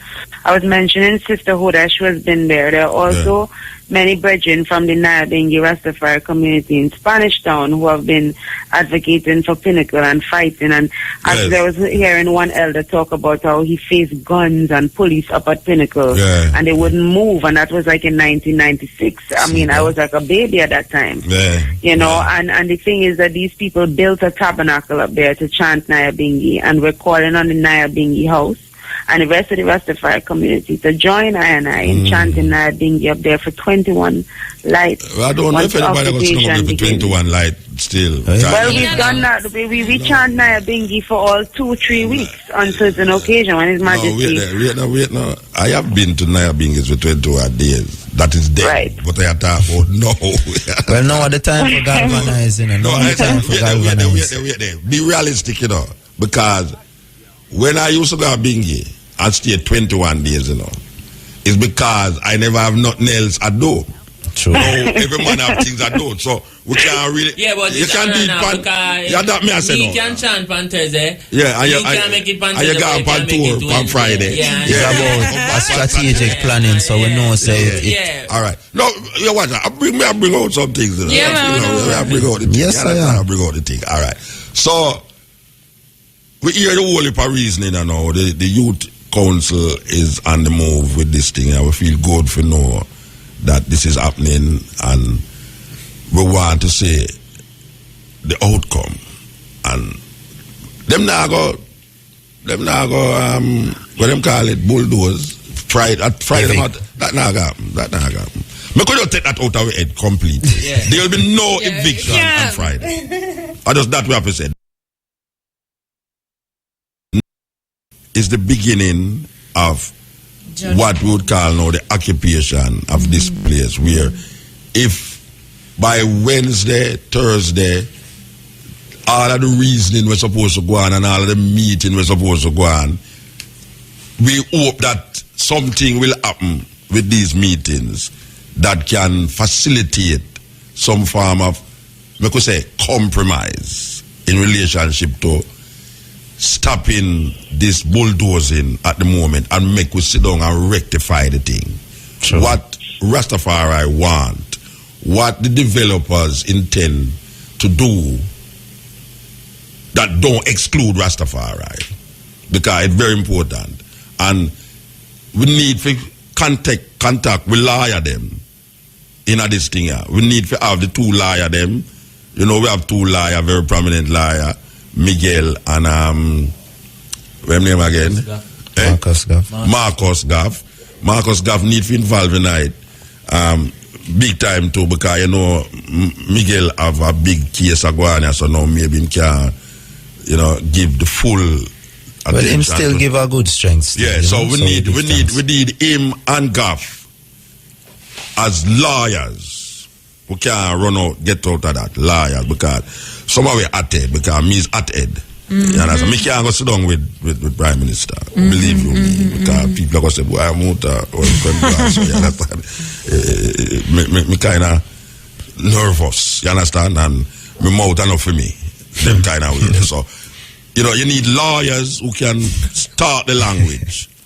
You know, and reciprocate. And we give thanks to our legal team. Some of them, you know, are in Washington, D.C. They actually provided us with a fact sheet that we are, you know, adding and subtracting from. And the Rastafari lawyers have been involved, and they continue to be involved. We know.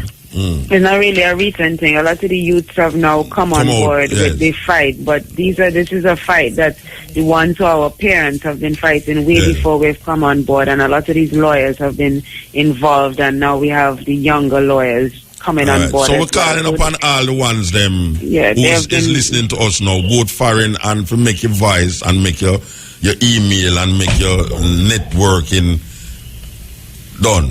You understand? So we give thanks. True. We give thanks for their energy. We give thanks for the moment. For the international and even ones in Jamaica, check out Occupy Pinnacle on Facebook. Occupy Pinnacle. Don't talk slow, talk slow. Occupy Pinnacle on Facebook page. Yes. Rastafari Youth Initiative Council Facebook page. Yeah. Rastafari Youth Council at yahoo.com if any correspondence or ideas or information needs to be disseminated. You know, and the Leonard P. Howell Foundation website is accepting donations, you know, because and we have bamboo donation, you know, containers that we carried around at Rebel Salute, and we have all over the place. So anywhere you see them in Jamaica, just contribute You know, we have shirts, Occupy Pinnacle shirts on sale. Because for the occupation, we need resources. We need to put up tents. We need to have food and thing and refreshments. You know what I mean? We need to fix up the bathroom them and thing and make sure, say, you know, ones can feel comfortable at the same time occupying. Even though they're on the battlefield, you know? You see, now the days of Bingy 21, like, you know, man used to plant up food just to meet up on a Bingy. Like if you say, a Bingy a go on pan, you know, the 2nd of November. Yeah. Start plant food from September. Gosh, man. You see, when the Bingy ready, man, everything bountiful.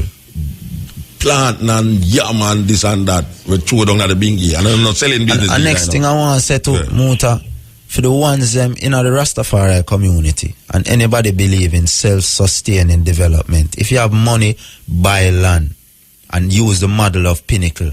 Use the model of Pinnacle and build communities in Jamaica. Buy the land, acquire your title and have it and allow people to come build communities because the people are there, you know, people want a better solution, you know. Yeah. You know what I mean? So we have to use the money where we have.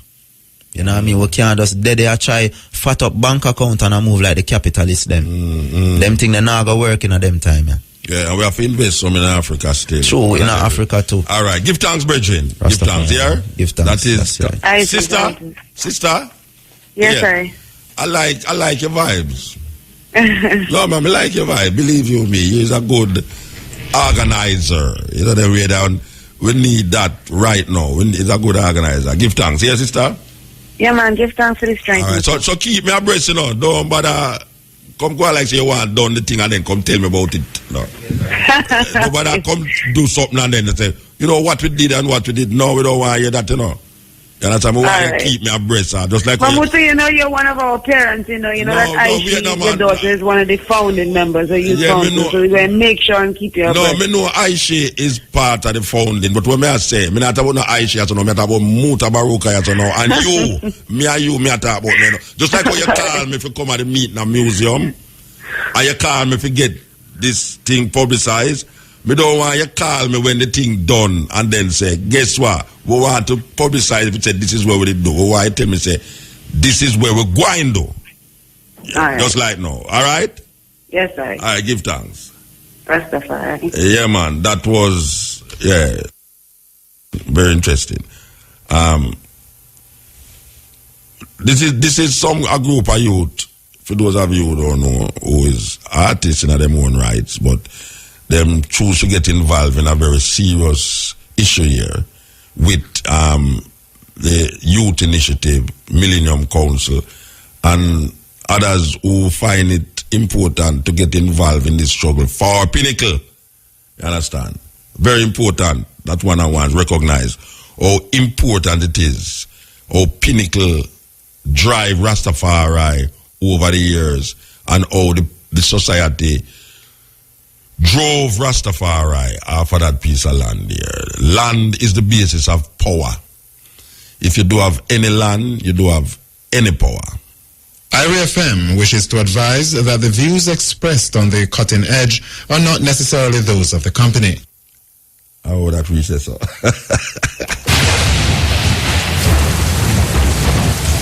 Edge on IRFM, we want to apologize to our guests here because we did tell her, you know, so I try to get your number for tell you, say, don't come the time. But I realize you come before the program start. So it's like, it never matter. But I still want to apologize to you. All right, you have to go on this song. Go ahead. I still want to apologize to you because we were supposed to start the interview at 11, but we couldn't ease up on this reason, you know, that go on about Pinnacle because it really a driving thing. Now, we have our next interview going to conduct us so now. We do have nothing to do with what we just start about. Yet since me have a whole heap of things to do with where we just start about. So we're going to line up the sister and we're going to play this soon and line up the sister for this interview. Yeah, with you. From one interview to the next interview, we have a sister inside us so now. You know, say, I'm going to apologize to her again. I'm going to apologize to her again for have her. Well, it's not me have her out there so far before the program started. Come tell her if you come here at 11 and she come here about 7 o'clock this morning. Or 7 o'clock wait for me. But, this is a thing where it's supposed to involve every woman in a Jamaica, yeah. And it is about childbirth and how we go about it as black people, really, in relationship to what is offered out there in bringing forth a child. You use a midwife. No, I'm not a midwife. I'm a researcher and an advocate of natural childbirth. Oh, so you're not you never bring no child. You have children? I have one daughter, yes. And you start to research it after the daughter, before the daughter? Well, actually, I thought that I knew when my daughter was born. This was 29 years ago. I thought I knew what natural childbirth was. Hold on. Your daughter is 29 years old. Yes. Then how much year old you is? No, don't tell me. But you don't look like you're 30. Eh? Go on.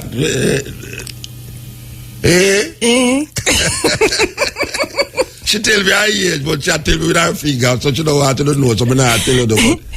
No, but you 29-year-old. But you look like about 35. Well, thank you. No, you look like 35. All the things the way you put by your face. Tell me, because whenever we put things by your face, I know for make people look like who is or who is not. So, all right. So when I say no, you start deal with it after. Well, I thought that I had a natural birth. The reason for that was that I didn't have drugs. And that, at the time, was my definition of natural childbirth. Because I didn't have drugs. Right. And then it was about 3 years ago, I had a radio station in London, and I decided to do a show about natural childbirth.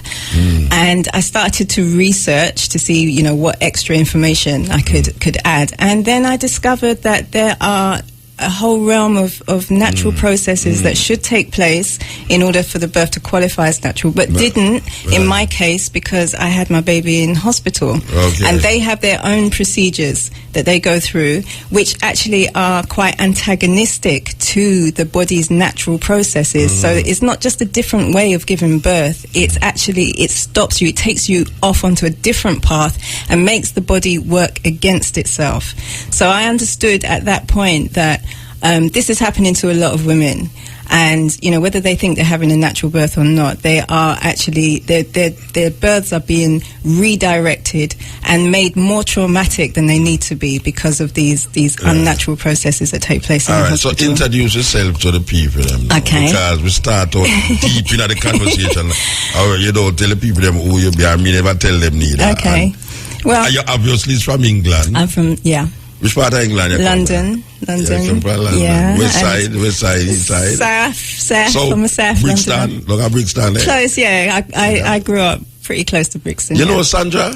Sandra? Which Sandra? You know how common that name is? Radio. She's the on the radio. Which station?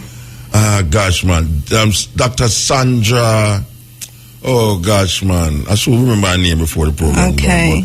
You remind me, really. Oh, really? Yeah, okay. You remind me, you talk, you talk. Okay. Yeah. All right. So, you're born in England? Yeah. So, your parents is what? Jamaican. Your parents are Jamaican? So, how long are you there, so now? Me? Yeah. I've been here since September. I'm on a long break. From September, you call me, Yeah. From September, you call me. I remember saying from September, you call me. So, who tell you about the program that you don't want to come on this program? I listened to your program, Muta. In England. I used to listen. When I first came to Jamaica, I used to listen to you. I used to listen to Irie all day long. This was back in the 90s. Oh, yeah? Yeah. What? Yeah. You don't look like you had it bad from the 90s. All right. So how you come to know studying? What give you the impetus for us? It was the fact that I intended to just do this one radio show, and then the information was so compelling that even after the show I felt like I still need to do more. And interestingly, about 3 months after that show, my daughter told me that she's expecting a child, and then because of all the research that I'd been doing and all the information that I'd been talking to her about, she then decided that she was going to have a natural birth.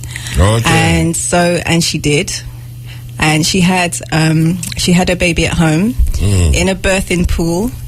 in her living room with just myself present and her partner and the midwives. It was very calm. It was very serene. It was beautiful. And her daughter made a very natural, sane entry into the world. And, you know, she taught me a lot, actually, you know, because I was more concerned with the processes of the body and what's happening and what should happen, and, you know, how the hospitals are interfering with that. But what she showed me was that actually the environment that you have your baby in is just as important. Yeah, and definitely. You know, so she took it, you know, she added a new dimension to what I understood. And, you know, it's one of those times when you see young people take the baton and just run with it. I mean, she really did. She did beautifully well and showed me what natural birth can be. All right, your concept of natural birth. Right. Before you said is what you thought you did when you had she. Just birth without drugs. But you come realize now, so it's just more than, it's also the environment that you place yourself in when you're having the child. Right. And what else? All right, in terms of medical, you know, what is it that is making something defined as natural birth medically? Okay. Well, one of the most important things that has to happen is that the natural hormones must flow. They must do their job during the birth process. And the reason that most people don't know that is because the minute you are administered drugs, your hormones are cut off. The drugs actually take over the job that the hormones would do and stop the hormones from flowing. So you have these artificial chemicals managing your labor for you. Now, the hormones they're like messengers, you know. They are secreted into the blood, they travel through the body, and they give instructions to the body about what to do. And hormones are nature's messengers in that respect, and they will ensure that the body follows nature's plan. So, and there are many different hormones. I mean, there are hormones that deal with the physical processes like the contractions and, you know, widening the cervix. And then there are some that deal with the woman's emotional state and her stress levels. And there are some that deal with processes after the baby's born, like breastfeeding and bonding and, you know, the recovery of the womb. And then there are others that literally orchestrate the whole thing, like a conductor in an orchestra, making sure that this hormone comes in at this time and in sequence with that and so on, and do their job in harmony, you know, and to create a symphony, to just create something, to create nature's blueprint, basically. All right. We're going to take some advertisement, but I want you to hold it in your head. Okay. What part the father play in this whole process of natural childbirth? Because it sounds to me like we negate the father.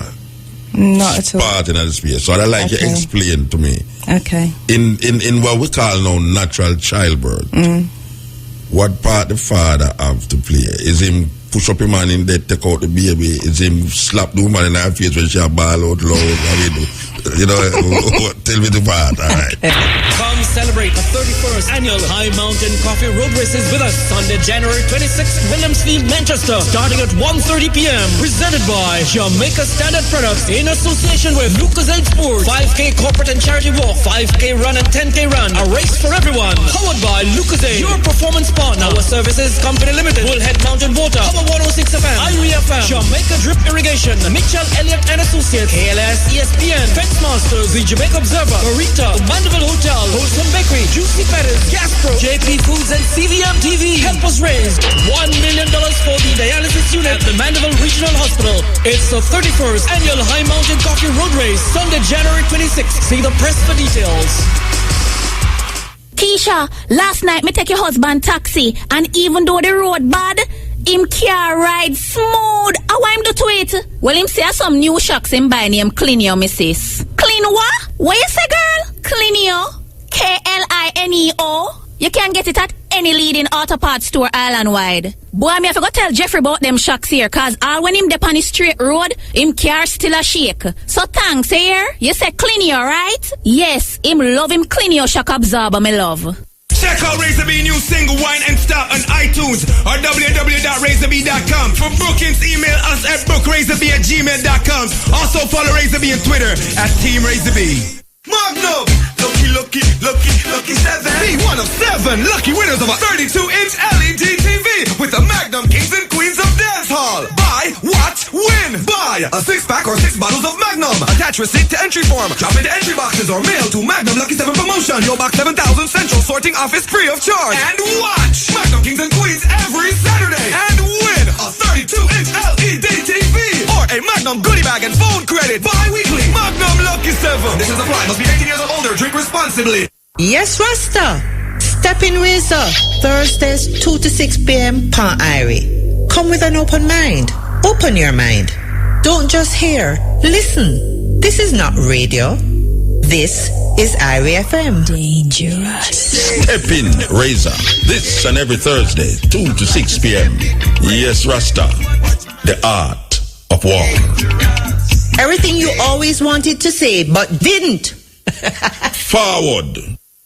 Taz Records presents the Hit List Volume 5, featuring QQ, RDX, Conscience, Idonia, Popcorn, with the Twins, Vibes Cartel, Baby Sham, Mr. Vegas, I Octane, Movado, Lady Saw, Shaggy, Jaguar, Christopher Martin, Taurus Riley, Berry, and new sensation distributed by Taz Records at their Kingston office and at the Sanks International Airport branch in Montego Bay. Hit List Volume 5 at Taz Record Production. Maxim Wholesale, new convenient location, 32 Eastwood Park Road at the intersection of South Avenue. Uptown shopping at downtown wholesale prices. Self-serve, air conditioning, and ample parking. So go in, call in, or fax in your orders. Telephone 906-3774. That's 906-3774. Get your groceries at Maxim Wholesale, where you get maximum value for your dollar. Downsound Records and Contractor presents Children's Fun Day, Saturday, January 25 at Turtle River Park, Outaris, with games and activities all day. Children under 10 years free. Gates open at 10 a.m. Downsound! Jamaica Jazz and Blues Festival will be rocking your world. January 30th to February 1st at Greenfield Stadium, Trelawney. Thursday night features performances by the Queen of Reggae, Marsha Griffiths. I shall sing. And Fran Chronics. But Chris Martin. don't let me Salad. Plus experience the other side of Moses Davis, a.k.a. Beanie Man. Tickets on sale now. Check JamaicaJazzandBlues.com for more details. Sponsored by JTB, Flow Consumer Brands, The Jamaica Observer, TVJ. In a 1 year, stats are going to show us 4,200 reported cases of child abuse relating to girls. Then same stats are going to show us 2,890 reported cases of child abuse against boys. Andrew Fawkes, otherwise known as Blaze, is a 24-year-old successful graduate of Excelsior High School. This young man, who introduced himself to me, was so confident in himself and his lyrical abilities that he unwittingly persuaded me to listen to him belt out lyrics for about 15 minutes non-stop. Hey, movies. We walk far with them suit tax all we step. Feel little oxygen, them suit tax all we breath. Right now me afraid we walk in at the sun. Car to all the thing around them suit tax all we sweat. Them attacks everything, attacks everything. For poor people food them go tax everything. Blaze is my guest this Thursday afternoon on Easy Skanking from 12:15 to 1:15. A hard-working and enthusiastic youth with a brave heart and a brilliant mind.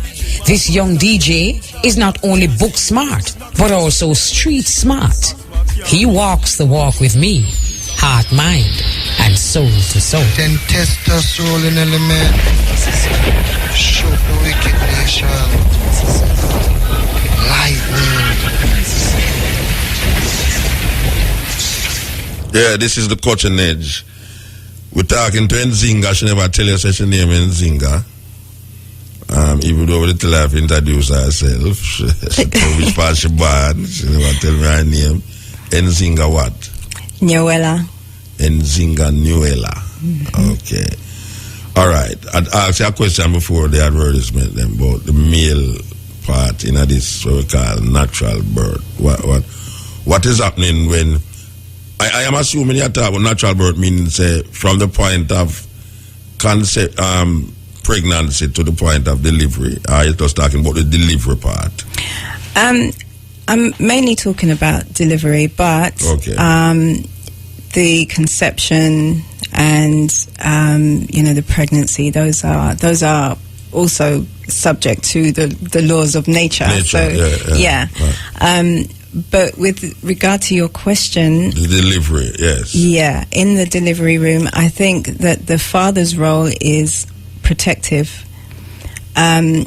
Now, this hasn't always been the case. Once upon a time, men could leave the business of childbirth to women, and they didn't need to concern themselves too much with what went on, and didn't want to concern themselves too much with what went on in the delivery room. But things have changed now, and childbirth has fallen into the hands of the medical profession. Yeah. It's not so much midwives. Midwives have kind of been marginalized, and obstetricians have taken over the role of childbirth. Their way of dealing with childbirth with both mother and child is quite brutal, if people understand some of the processes that are taking place. And so we have a situation now where women actually need protecting from them. And men need to understand what's happening in the birthing room so that they can do that job. Now, if you were to get news that some man is violating your wife and child at home, you'd rush home and deal with that. And that's actually what happens in the birthing room. But most men don't realize it, and so they still, are very hands-off about, those processes. And sometimes men feel a bit uncomfortable. It's a lack of understanding. It's the woman's body, and it's all so strange and intricate, and women's bodies are so fussy, and so they back off from all of that. But we are at a stage where things have gotten so bad, especially with the increase in cesareans, and this is a global increase. Why is it that there's so much cesarean birth taking place? Well, the official reason is always that cesareans are done for emergency reasons. However, that's not true. A lot of cesareans are totally unnecessary. Some are chosen by the women themselves. They call that elective cesarean because they don't want to go through labor. They're too afraid to go through labor. Okay. And some are done for administrative reasons, to hurry things up. It's convenient for obstetricians in a lot of cases. Now, obviously, there are times when cesarean absolutely has to be done. And, when cesarean first was devised, it was actually, it was post-mortem cesareans. They used to use cesarean to save the life of a child whose mother had died late in pregnancy. Yeah. And that made sense. Later, it began to be used for emergency. So if a midwife had a situation that she just couldn't deal with, then obstetricians would then do what they do, which is surgery. But now it's getting to the point where, because it's convenient for them, because in some cases, well, you have to be honest here. They get paid more to do a cesarean than to do a vaginal. Oh yeah. Because you saw the movie named Sankofa. No, you didn't see. So you have to guess. Look at. There's a scene in Sankofa where this slave woman named Nuno was beat. She was pregnant, right? And the woman who was pregnant, she was put and she was whipped.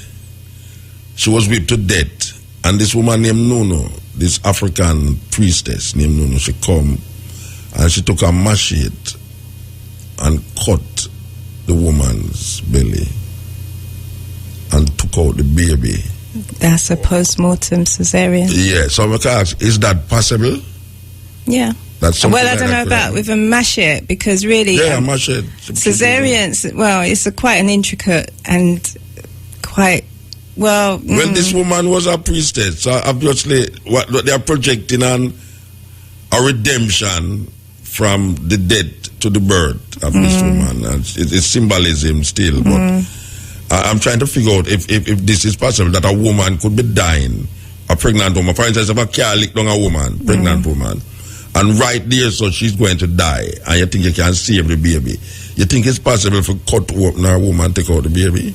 Well, let me explain what the process for cesarean is, and then, you know, we can kind of figure out together whether it's possible. I mean, firstly, they will cut through the layers of skin and fat, and they cut low down in the abdomen, what they call the bikini line. Yeah. So that first layer of skin and fat is cut through. Then they come to the layer of muscle. They have to cut the muscle and then open the abdominal cavity, right? And then, you know, at that point they'll see the womb. They may also be able to see the bladder, bowels, intestines, everything. This is the woman's body is opened up. They then have to cut through the womb. And at that point, you know, the doctor will reach in. I've seen cesarean footage where he literally will reach in until his, you know, up to his forearm, you know, and be feeling around to try and get a grip on the baby. Sometimes they're just able to grab the baby's head, and another doctor may be pushing from under the woman's breast, pushing the baby down, and then they'll pull the baby out that way. And then once the baby's out, they need to then start sewing up. They sew up the womb, and they do 2 layers of stitching. No, but if she's dead already, why don't I want to sew? Well, yeah, this is the thing. If they're not trying to save a woman's life, then obviously they won't sew up. No, she's dead. Okay. Well, then... But then if they don't, she's just going to be bleeding all over the place. So I suppose they have to do something about the wound. I don't know much about... That is in a room. That is in a room. I talk about, like, in the day... You know, when you say I think that if a woman know a woman's body, like what you just mentioned, cut this, then you cut that. If a woman is a midwife and she's a priestess in some so-called primitive tribe, Aboriginal tribe or African, I think it is possible that she could have do it if she know the woman's body. I think it's possible, but it would really be quite crude. Of course it's cool, but you try to save the baby. Yeah, so, you know, the mother going dead, the mother dead, so you try to save the baby. So what the hell, cut up everything. But even in a surgical situation, you know, where they have scalpels and they're working very closely, intricate, they still manage to cut through the womb and cut the baby. At times like that. Them cut the baby. That happens. That is one of the risks to a baby from cesarean. Yeah. So, you know, a cesarean with a machete. I don't know. Maybe it's something you would try, life or death, but you know. But the mother is dead. I mean, the mother but the baby's not though. And it's save the baby. It's save the baby. Right. You know, so it's worth a try. I wouldn't try this at home, folks. All right. Explain to the people them natural birth. Can you talk about the room going to the woman who is at home now having this natural birth? What is the process? What is the preparation that is needed to make this be defined as natural birth? Because I don't think most women will go through that nowadays. Nobody now go through that again. That's foolishness. That just go to doctor, make them cut to and take out the baby. Okay. I just make a man come push a man in a and dry it out. You know what I mean? So tell me what. I don't know if it's a kind of like elite thing now. You know, people go in the water and have the baby in the water.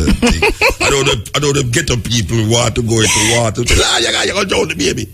You know, I mean, this sound like now some movie star who can afford to, you know, go into the pool and have the baby in the water and all these things. Okay. I mean, is this something for people who are suffered down in a trench town in a Tivoli? Why they would want to go through all of that? Well, here's the thing. it doesn't matter if you live in Tivoli or you live in Cherry Gardens, your body works in the same way. Yeah. And water is relaxing. Whether you're pregnant or not, water, when you get into a warm bath, it relaxes you. And that's the main principle. So where am I going to get the water from? Full up a beer bottle? Where am I going to get the water? Well, okay, in my daughter's birth, it was my job to fill the birthing pool. And so what you have is... And can I just say, we're jumping from question to question to question. I'm not even finishing answering the questions that you asked me before. You got too many questions. Yeah, me excited. Anyway, really? Yeah. Okay.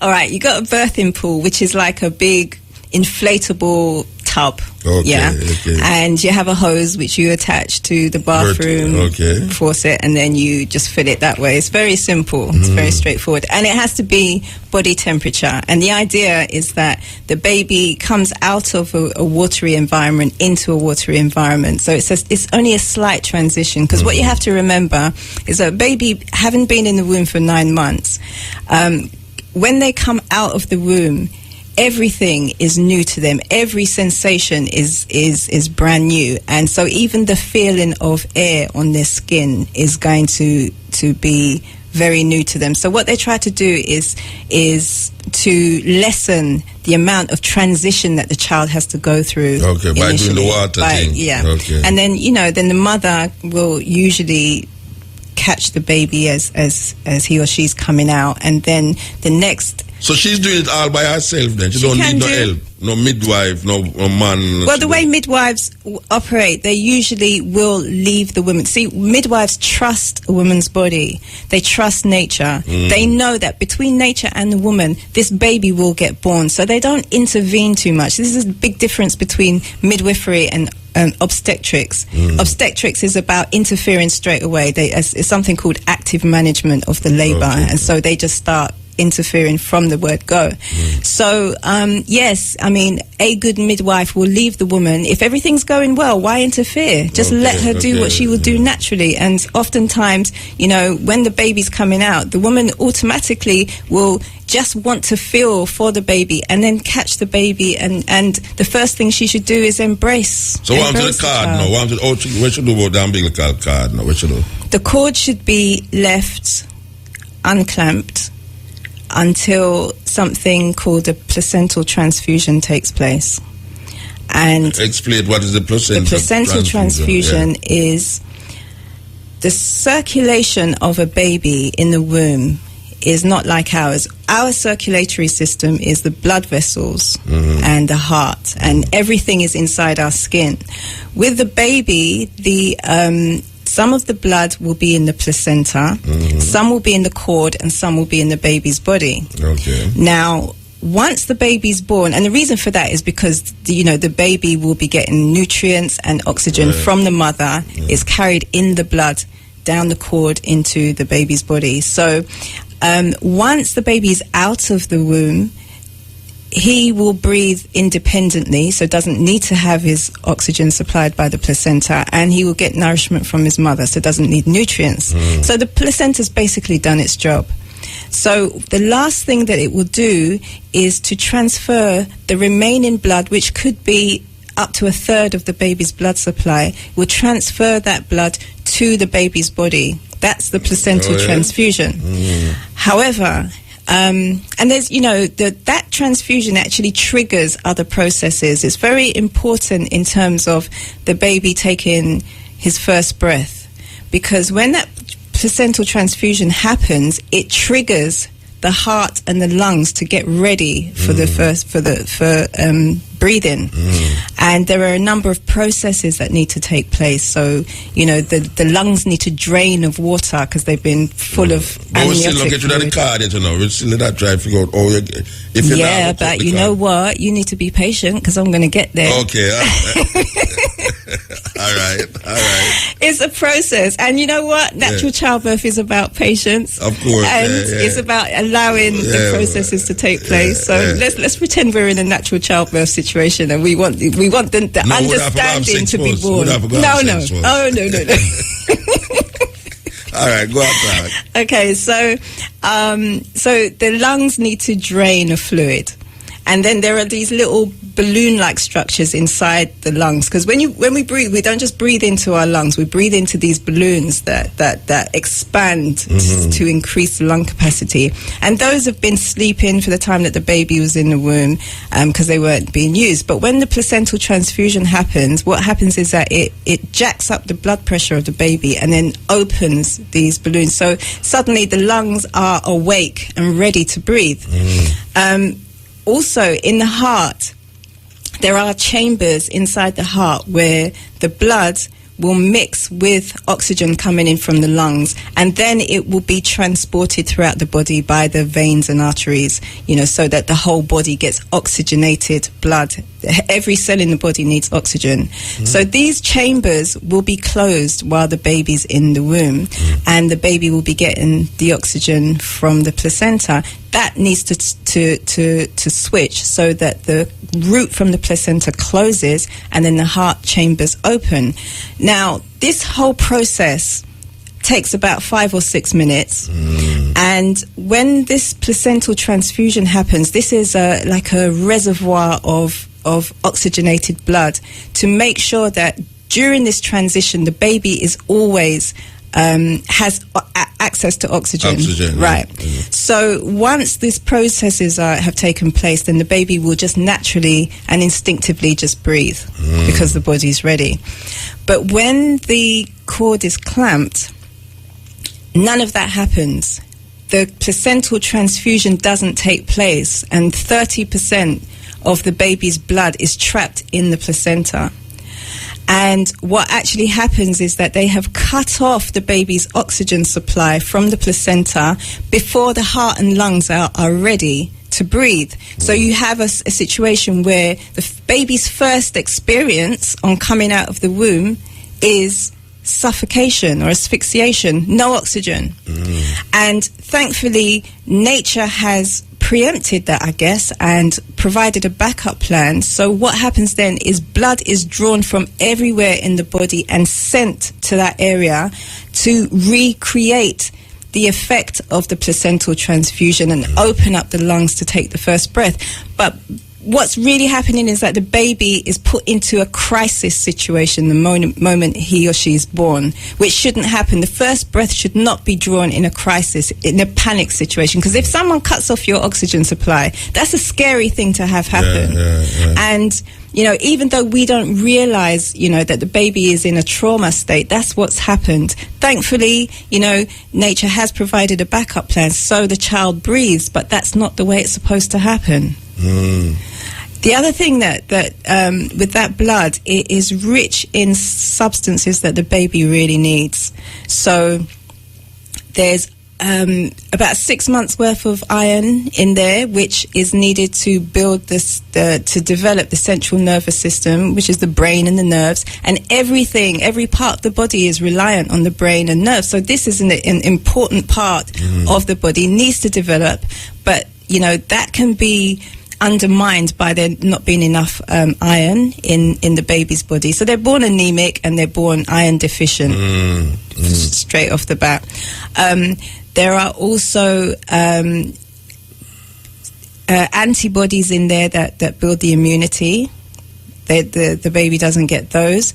There are substances called neurotrophins, which will repair any brain cells that may have got damaged during the birth process. I mean, this happens often, that the baby gets starved of oxygen for some reason. Sometimes it's to do with the cord being compressed or wrapped around the throat and certain things. But, it happens. This is a condition called hypoxia. I can ask you a question. Because we are talking about this cord now that is connecting the baby with the mother, right? And you say now that naturally the oxygen is feeding the baby through that cord.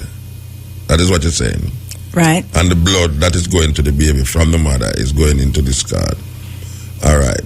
We know of them tying the cord and cut it a certain distance. People say you have to know which part to cut it and which part to tie. This is where midwives do. Them wait until... And them separate, that is the separation now, where the baby is now doing it on its own because the card is separated. In the process that you talk about, how is the card separated from the mother? Or the same way you have to cut it said way? No, actually, if you say, for instance, you were out in, I don't know, middle of the jungle or something, and you didn't have any equipment, any instruments whatsoever as a woman, and then you went into labor, you could give birth without needing anything. Okay, let me just answer your question. The cord inside has blood vessels, and it has veins and arteries basically to carry the blood back and forth. Now, once the placental transfusion has taken place and there's no more blood passing through those veins and arteries, they will just constrict. Then, right. When they constrict, the entire cord will start to dry. And if you didn't cut it, it would dry and detach itself. Okay, so within how long a matter that would of take? days. How long It could be 3 to 9 days. Yes, It could so the card that each arm and woman there for 3 to 9 days. Well, yeah. Yeah, well, each arm, if it dry up, if it dry up. If it dry up, I mean, well, you know, there are cultures where they actually practice that. They call it lotus birth. Yeah, and I hear about that. that. And they don't. But you know what? It's not like the placenta is just swinging everywhere. The baby goes, it's just swinging. But they keep it in a little basket and they cover it with silk. There are certain cultures that they just take a stone axe and chop it off and tie it. That culture that. They just drop the stone axe and move, chop it and tie it off, and that is that. Okay. Well, yeah. I mean, you think that is traumatic for the youth?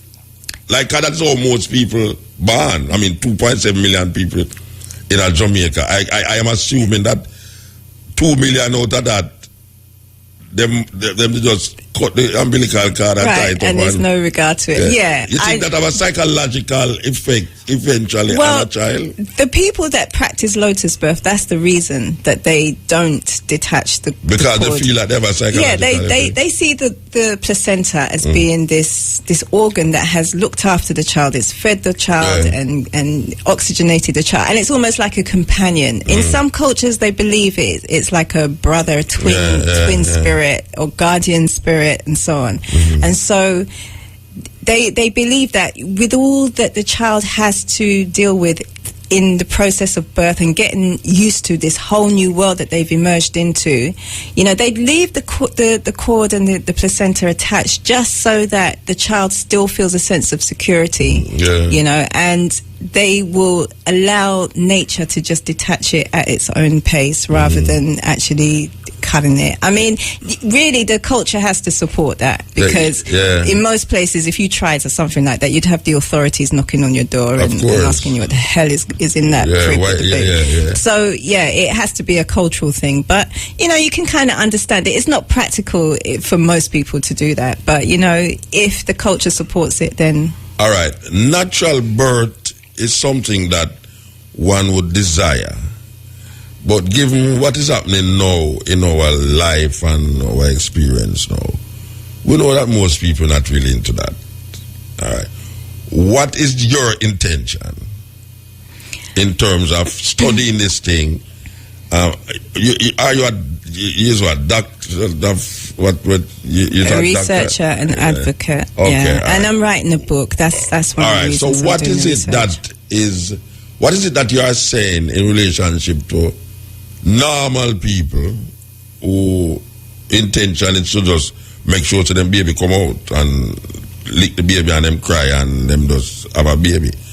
What is it that you are saying now to people about this idea of natural birth? Because we understand why I said that natural birth is a good thing and rare, but given where we know about it now and we are going and so now, I mean, like, you know, what you're really saying to the people?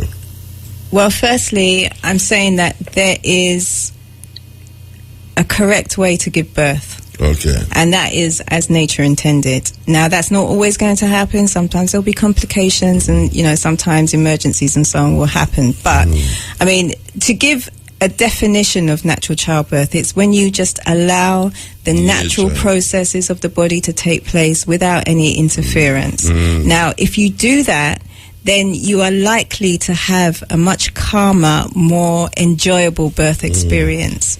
And really, it's about alleviating trauma. There are things that women go through in hospitals that are unnecessary. There are unnecessary drugs that are given to them. There are unnecessary procedures that are done. And, you know, like we were saying earlier on, there are unnecessary cesareans being done. Now, the majority of women don't want to go through this amount of suffering. Especially black women. Right. What them do to black women. And it's interesting also the rates of maternal mortality where women die in childbirth. You know, there's a lot of fog around these figures because they're not really being honest about how many women die from childbirth related problems. And black women are high on the list of people dying, women dying, especially, you know, on the continent. We saw some statistics about it one long while, how much black people are really, and the cesarean birth, I mean, this is like something normal now, you know, like you don't just, you know, make the baby pump out again, you just cut the woman and... surgical removal of your child. That's brutal, you know. And, you know, interestingly as well, you know, with the rise of cesareans, there's a change in mindset that's taking place as well. And, you know, I was reading about a story that took place in the UK very recently where a woman who was visiting London, she has bipolar disorder, which means that she has these real emotional outbursts and so on and so forth. And anyway, she doesn't really take her medication the way she should because she doesn't want to. But sometimes she does. She's not able to handle the condition. Anyway, she was heavily pregnant. She had an outburst, and police were called, and social services were called in when they realized that she had this condition, and they took her away and detained her in a hospital. While she was in hospital, the social workers went to court and got a court order. A judge gave permission for them to take her child into care because they said that she was a danger to the child. But then what they did was they had her sedated at the hospital and they gave her a cesarean, removed her child. She woke up to find her baby had been cut out and put into care. So how much months was she ready for the baby to leave her body? I can't remember exactly, but she was. She was about ready. Okay. And you know, she spent the last. I guess she was supposed to just go away and disappear and never be seen again. But she spent the last 2 years fighting for her child. But the point, the reason I say that is that kind of thing can only happen if cesarean becomes so mainstream that social services can, you know, decide one day that this is the way they're going to resolve an issue. I mean, they didn't even have the decency to allow her to give birth naturally, if that's what she wanted to do, or vaginally. Just give birth in her own time. They could still take the baby. But to use cesarean like that, that's such a violation. Of course. And I think that, you know, if we don't do something about the rates of cesarean that are taking place now, we're going to find more and more situations like that taking place. We're going to become the norm. Right. You know, and I wouldn't like to see that happen. I'm not, you know, the World Health Organization have recommendations for the numbers of cesareans that countries, they shouldn't go over the maximum level, which they say is 15%. Jamaica is at 25%. Oh, yeah? Yep. And wait there. 25% of the women them who go to the hospital to deliver baby is cesarean delivery. Yeah. Wow. And in the UK, the number is somewhere between 25 and 30. In the US, it's 34%. China is somewhere in the 40s. You have Latin American countries, for some reason, their rates are extremely high. So you got Mexico and Venezuela, they're in the 50s and 60s. And then Brazil is leading the cesarean tables globally with a 95% rate of cesareans. Wow. So that means it's a normal then. It's a norm. It's a normal thing then. It's a normal thing. It has become a norm to do that. And it's a strange scenario as well, because what that means is you have hospitals where doctors and student doctors and nurses rarely ever see a vaginal birth. And maybe them don't see a vagina. Possibly. This is the cutting edge and I FM there with your we're going to take some cars when we come back. We hear where the people never take out there. And yeah, some doctor may never say a vagina. Trust me. Mandeville, Savlamar, Santa Cruz. It's an RFM. We're talking to Nzinga. Can't remember her last name already. Yowela. Yowela. Okay, Nzinga Yowela from England, South London. Okay, she is researching and planning to write a book about natural childbirth. Mm-hmm. You feel that I always wonder about this water birth thing. It diminishes the pain when the woman goes through the water birth. It diminishes pain. The reason it helps is because it relaxes the muscles, and the muscles work better if they're relaxed, and the blood flow to the muscles is increased if they're relaxed. Okay. So the oxygen to the muscle is increased, all of which makes the muscle work better. The womb is a muscle, so if the woman is relaxed, then the contractions will do their job.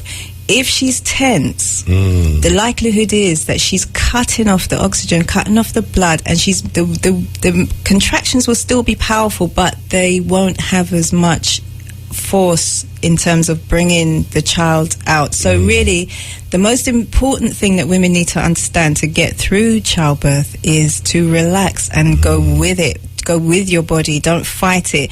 The womb is contracting. That's tension. That's a tensing and a tightening of the muscles. And that is causing almost like a struggle for the baby to breathe. It can do. Yeah. It can do under certain circumstances. There is a procedure that doctors do, which is to break the water. And the water is it's a protective thing. It protects the baby while the baby's in the womb, but during birth it acts as a buffer between these contracting muscles of the womb and the actual baby. When they break the water, there is no buffer, so the child actually feels the contractions. They feel the womb squeezing them out, which is an uncomfortable situation. But also that can trap the umbilical cord and can cut off their oxygen, and that's actually an emergency situation that would require a cesarean. If they call it heart rate complications, if the oxygen's cut off and they see on the monitor that the baby is struggling to breathe, then they will do a cesarean. So you have a situation where they'll break the water, they'll create a situation whereby the baby is in danger, and then they'll suggest the cesarean. It's like the problem reaction solution thing that the global elite use. This is being used in the birthing room. So, this is called an amniotomy, breaking the water, or the other official term is artificial rupture of the membrane. It doesn't need to be ruptured. The water will come out naturally when the baby comes out. So that's something that people need to understand. That was done to me. That was one of the processes that was done to me. Even though my waters had broken slightly, there was a little trickle, but the bulk of the water was still in there. And as soon as I got to the hospital, that was the first thing they did. And the reason that they do this is because it speeds up the labor. Okay. And they basically want women in and out as quickly as possible. So take up too much bed space. Too much bed space, too much time, to drain on obstetricians' time, and they don't want to be there watching you puff and blow for 17 hours. It's like out. So the way that they do that is to either use the amniotomy, either break your waters, or in Jamaica, the way they do this is with a drug called Pitocin. And it's a fake hormone. A drug called Pitocin. Which is widely used in the US, and also it's used in Jamaica. And what it does is it takes over, it blocks the natural hormone, and then it takes over the management of the contractions. So under the hormones, the contractions will they'll behave in a certain way. They'll increase in intensity, they'll level off, they'll decrease, and then there'll be a rest period before the next contraction comes. And as the labor progresses, you know, the contractions will get gradually more intense. But when Pitocin is taken, the contractions get very intense very quickly. They get stronger, they last for longer, and Pitocin eliminates the rest period. So the woman will go from one powerful contraction to the next, to the next, to the next, which will put her in a state of agony. So this is the pain that women always boast about, but man not go through them pain there, because there's an artificial tablet, or is just a natural thing for a woman have them pain that women don't have. Contractions are going to be uncomfortable if you don't manage them properly, and this is what I was saying about the relaxation. You know, the tendency is to tense up and be afraid. It's the woman's mindset, her emotional so you have to state. really actually carry a woman in a class where, I mean, like for instance, you have a class about, you know, having baby. You'd have to go get the woman in a certain spiritual consciousness for make sure don't tense them way there, because you cannot tell her don't tense. You have to have some exercise. It's interesting that you say that, because the best way to go through labor is in an altered state of consciousness, but it requires that you go into a deep state of relaxation first. So just like you would put yourself in a deep state to go into a meditative state, that's what you need to do. So you need some yoga business going, no? Some people use yoga because it strengthens the muscles. But, well, for instance, my daughter used a system called hypnobirthing, where she sent off for some tapes. There was some CDs with guided meditation, relaxing music, and so on. But it was specific to childbirth. So the meditation takes her through the process of labor and all the different things that are happening in her body. It's important for women to know what's happening in their body to alleviate some of the fear and some of the stress. And so this process, she would, every afternoon she would sit down and listen to these tapes, and she would go through this guided meditation, and it would take her into a deeply relaxed state. And she practiced it for a few months before she gave birth. On the day that she went into labor, you know, I was home with her, and she came and told me it started. She went and changed her clothes into something comfortable. She came back, she sat on the sofa, she put on her cassette, and she just went into a deep state of relaxation, and she stayed in that mindset for the entire duration of her labor. And as a result of that, the contractions never got a hold of her. They never got control of her. There wasn't the panic, the screaming, and the, you know, she was calmed. It was very, very quiet, very, very calm. They have Egyptian yoga for pregnancy. I don't know if you know of it still, but no, I didn't know. They have different yoga move, different yoga exercise that you can do for eliminate, not just alleviate, but eliminate the pain where you're feeling at these contractions. You know? So I don't know. It, again, maybe some, you know, rich people rich people read this kind of book or listen to these tapes where you talk about. Poor people don't have time to do that. You know, them have the baby, the baby, and no Well, well, here's the thing. Whatever happens, the baby's coming out. And it's either the baby's going to come out calmly or the baby's going to come out in chaos and screaming and so on. And it's up to the woman. It's not really a matter of money. You know, any woman. You don't think so? No, any woman can learn to relax. No. There's certain situations that we find, especially black people, that certain things could be easier for us and sweeter for us. For instance, just accepting nature and eating healthy and checking the environment, don't throw rubbish and do this, that. That, trust me, especially Jamaican people, them knowing them something there. Fast food, denim jeans from China, and all the things them that make life meaningless. A whole heap of them get involved in that.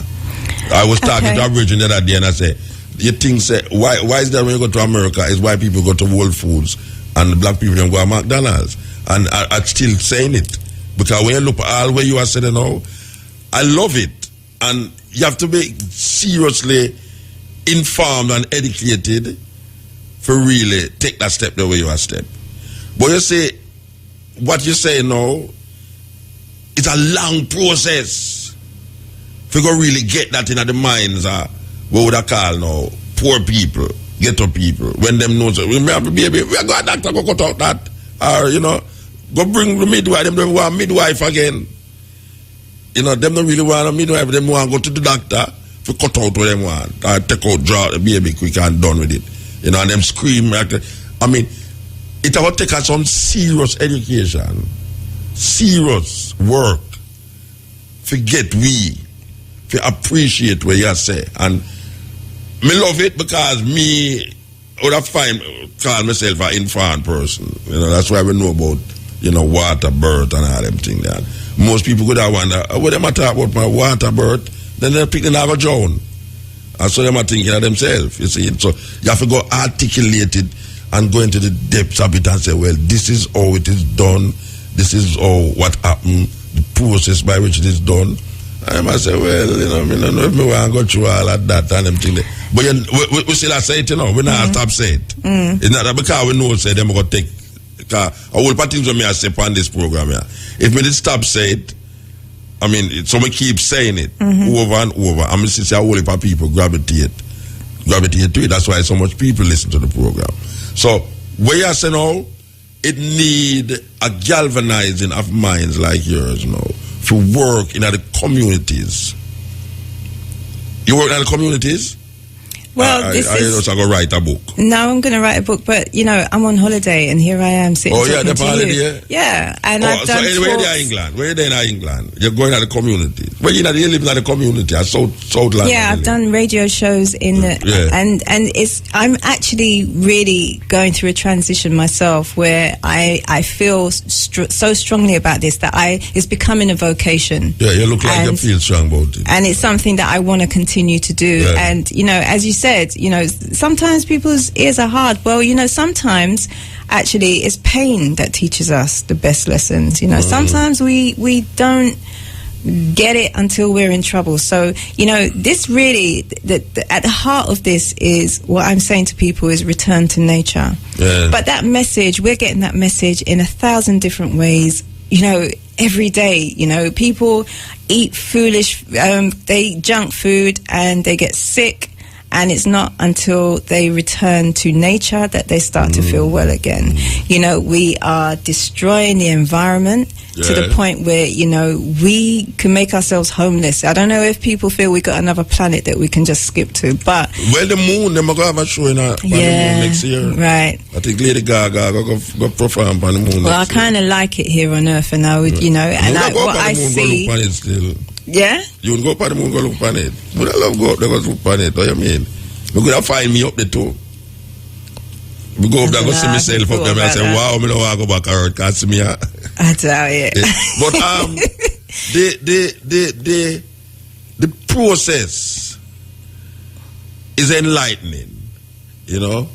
And would I hope say even ones that listen to the program, go research what you say. Go in on them computer and research what you say. Because it's not nice to have it as a normal thing. And it was once. Yeah, of course it was. I mean, hospital birth is so new in comparison with how long we've been on this planet. On the planet, yeah. You know, I mean, people are baby from... We are completely brainwashed to the point where we think we have to go into a hospital. Yes, blessed. Good night. Good night. I'm listening to the conversation tonight, and I'm quite intrigued. Quite an interesting conversation. Yeah. Thank you very much. And good night to your guest as Nzinga. Nzinga. Yeah. Very good. One of the things that I find striking, though, that she made the point that Jamaica is at about 25% for cesarean section. What I would recommend, though, is that you have to look at where those statistics are coming from. Are they coming from National Hospital? Are they coming from Victoria Jubilee? Are they coming from Cornwall Regional? Or are they coming from University Hospital of the West Indies? And why that is important is because majority of our deliveries do not take place at University Hospital. But University Hospital is the teaching institution of the country, and they gather a lot of the files and a lot of the data, and a lot of time it really captures their own hospital and not necessarily the other hospitals in the country, where a majority of deliveries are done. When you go down to Victoria Jubilee, the amount of natural delivery or vaginal birth is significant. I mean, cesarean section is not at 25%, but so therefore, what I would recommend is that you go to probably some of these institutions and get these facts, because unfortunately it would sound skewed if you only get it from the university. All right, make we ask her then, is the 25% dealing with the country, including everywhere, or just individuals hospitality work with? No, that's an overall figure. In relation to the looking at individual hospitals, I did speak to someone at a hospital in Kingston. I don't know if I should name it, but name it, man. St Andrew's St Andrew Hospital, yeah, and they apparently have a rate of 49%. So they're way above the national average. If the national average is 25, then they are way above that. Now, yeah, but I mean that's a good point. But also, we have to keep in mind is that St Andrew's Hospital is not a public hospital; it's a private hospital. Right. So therefore, a lot of factors play into that. Number one, a lot of these patients who go in electively say these women say they want cesarean. Yeah. Also, the factor with these two that some of these women, you have to look at their demographics. Are they older? Which means that this is a precious pregnancy. Their first pregnancies are older women. They're not going to take, quote unquote, the chance of anything happening in vaginal delivery. Though majority of vaginal delivery is safe, right? So we have to look at that too. So that skews the data. So in a sense, it means that St. Andrew's Hospital is not seeing the volume that other hospitals are seeing. So you have to look at other hospitals. And given the fact that I've worked at you sound like a gynecologist to me. No, I'm not a gynecologist. No, I did my internship at Victoria Jubilee. So I can tell you that you may get the impression that we're doing all these amounts of research, but that's not necessarily the case if we're looking at, and if they say we're looking at the global figures, the global figures is going to come from the institution producing the figures, which would be the university. But what you have to look at is the Spanish town that gets an unbelievable amount of patients, the Cornwall Regional, the Victoria Jubilee. You have to look at so let me ask you a question. Is it possible to get an overall perspective? Like what she's saying, because she's saying the 25% is an overall perspective. Is it possible to get an overall perspective? It would be difficult, but it's not impossible. It would be like you have to go to a lot of these institutions, get the facts and the figures yourself, and you have to look at where the facts and figures are being produced. Coming from, yes. But a quick way of even doing it, just like a quick overview, would be for you to go to the let's say go to Spanish Home Hospital. And you go to their 1G department, obstetrics and gynecology department, and say, okay, I want to know the amount of vaginal delivery that you probably did for the month, and how much is cesarean section. And then you look at the contract. That's one issue. The next issue is, what was the indication for the cesarean section? Meaning, was it an emergency? Did was the it an elective? Suggest it, You don't have a lot of elective or women saying they want to do cesarean section in a lot of these public hospitals. What you have are emergencies. So these are things that I think we'll have to look at. I think in Jamaica we're actually not so bad at all. Yeah, all right. I think it's a good way of promoting it. That's why I like the discussions. A further promotion I think is good. But I don't want to get the impression that we're going down a steep that this is worldwide trend. And the more you increase in affluence and the more you follow worldwide trends, yes, you're gonna lean towards that, but it's not. Okay, all right, sir. Give thanks. Yeah, man. Thank you very much. It's a good discussion. Yes. All right. So, you have anything to add to? Yeah. Just in terms of what he was saying about you have to look at the indications. Yes, there are a number of women who are choosing to have cesarean, and that is really ramping up the figures, definitely. But there are other things that are taking place that have nothing to do with the women.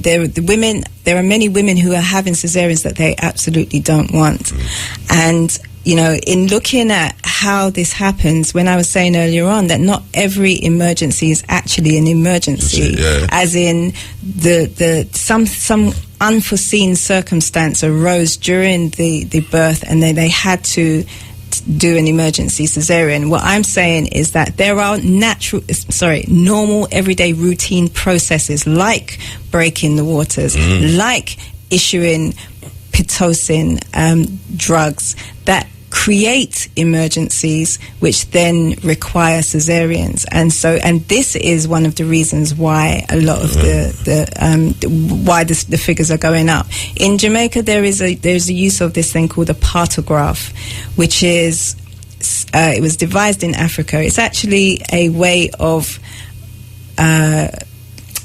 recording the observations that they do on women, like blood pressure and the pulse and the baby's heart rate and so on. So it's useful for some reasons, but there's a part of this partograph where they actually plot the rate that the woman's cervix is opening by the number of hours that she's been in labor, and someone somewhere has decided that a woman should dilate. When I say dilate, the cervix opens to let the baby through the womb, and it opens gradually over the length of the labor. Now, someone has decided that the rate of dilation for every woman should be 1 centimeter per hour. Now, normally, when she's ready to give birth, she'll be about 10 centimeters. So that suggests that her birth should take place within about 10 hours, of them actually starting these observations. If you go 1 centimeter, then I'm going to cut it now. If the woman does not keep up with that rate, according to the partograph, she will be told that she is failing to progress, in which case they're going to have to do a cesarean. Now, this is about time. It's not about the woman's labor being slow. Some women take 10 hours, some take 15, some take 20. Nature has made us all individuals. There's no two women who are the same, and there's no two labors that are the same, but they're trying to standardize it. And so women are put under pressure without realizing that failure to progress means that, in terms of the administrative processes of the hospital, you're running over time, love. You are taking up time here. They say that, prolonged labor can be dangerous to the woman, but who decides what's prolonged? You cannot use a piece of paper that says 1 centimeter per hour and say that every woman must run to that standard. It's just impossible. And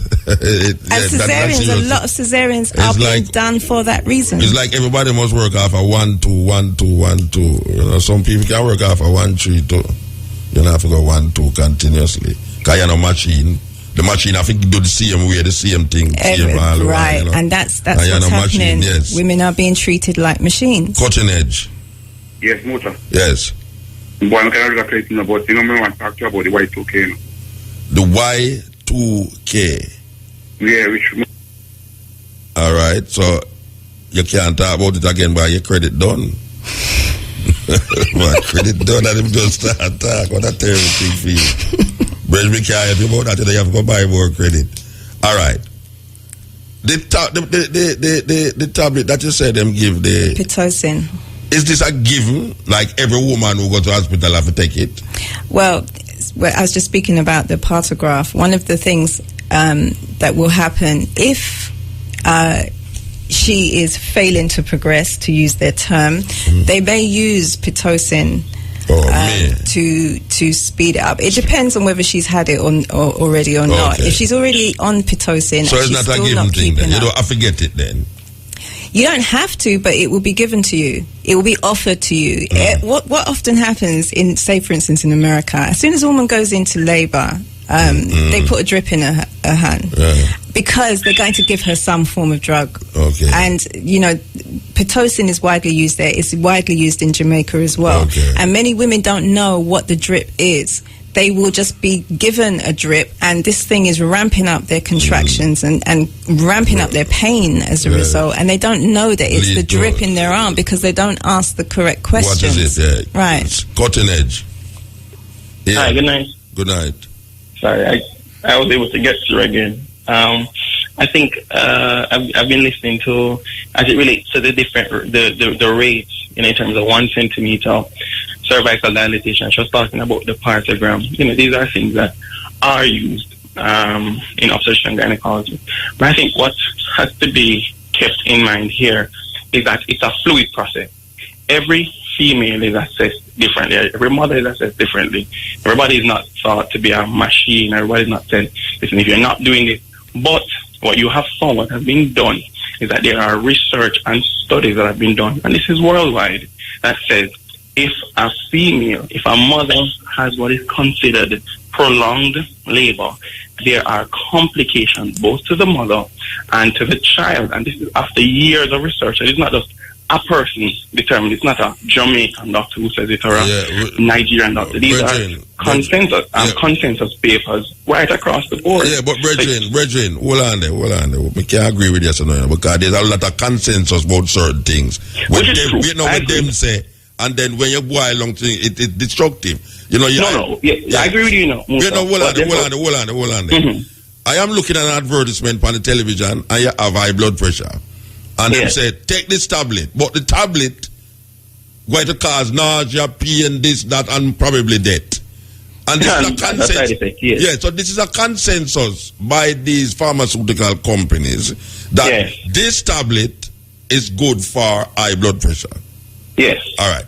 So you have consensus about many things in the world right now where them say, the Federal Department of FDA, what them call themselves, the Drug Administration Company, all of them, Monsanto, all of them is saying, over a period of years of study, this is what will come to the conclusion. But I think what the doctors say is that what they are doing now is to standardize the way in which they don't want the woman to go through these things and the child to go through this thing, the pain and the agony.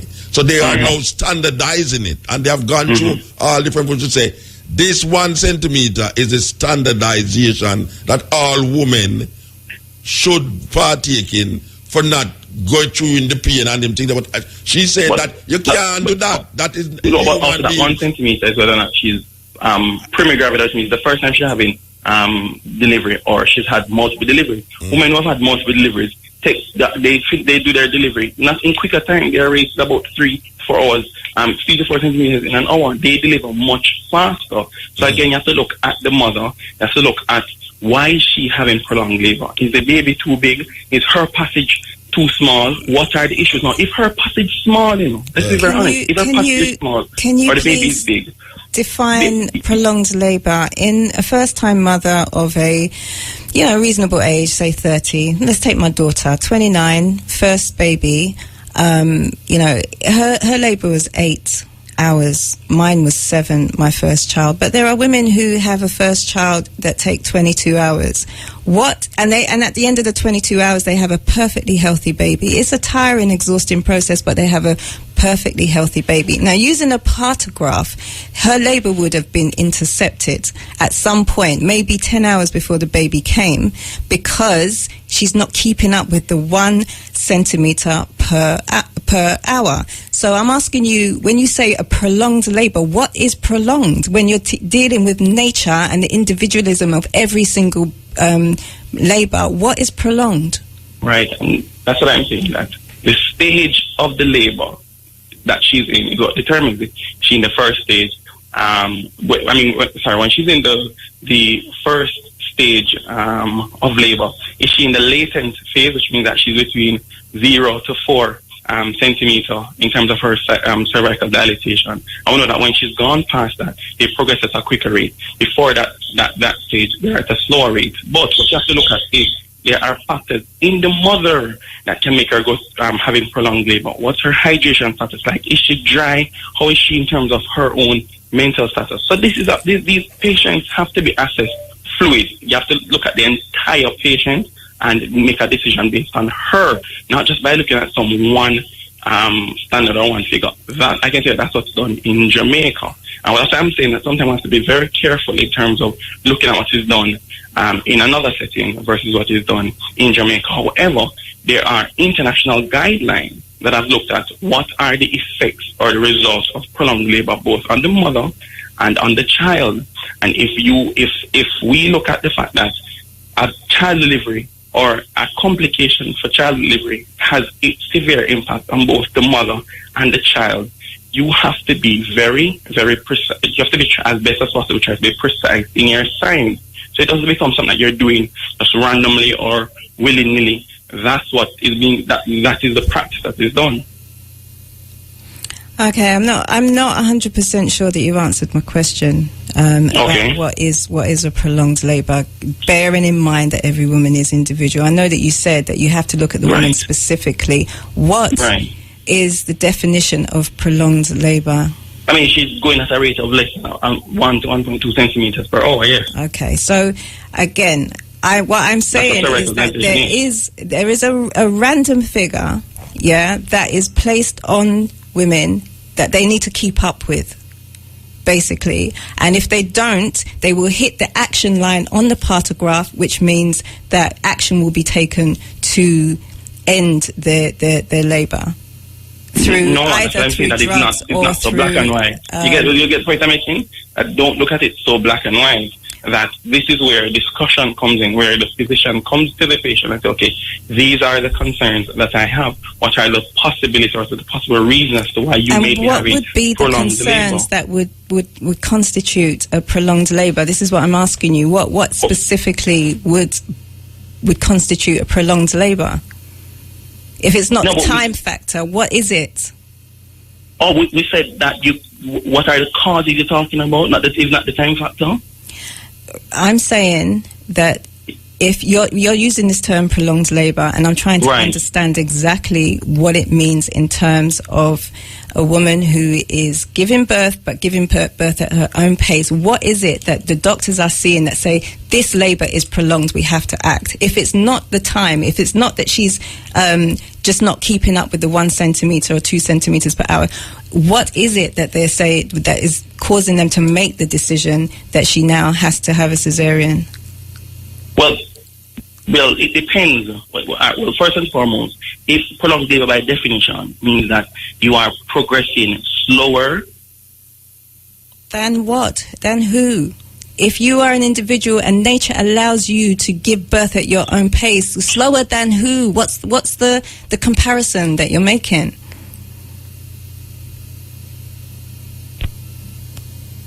I think he's gone. Yeah, I understand what you're saying. Who is deciding that this thing is prolonged? And if for instance, the first person who give doctorate, him never have no doctorate. So he might decide, say, this is what you have to do, get a doctorate, and you have to go follow that procedure. So the first person who decides, say, we will not talk about the language when I use 1 centimeter and everything there. And if you go past that now, you have to go get a cesarean thing. It's actually saying that him set a benchmark, yes, sir. So it no matter if your thing was supposed to be 2 hours, 3 hours, 4 hours. From him see to go all 3 hours, he must say, no, you pass the thing, no, we have to go right away.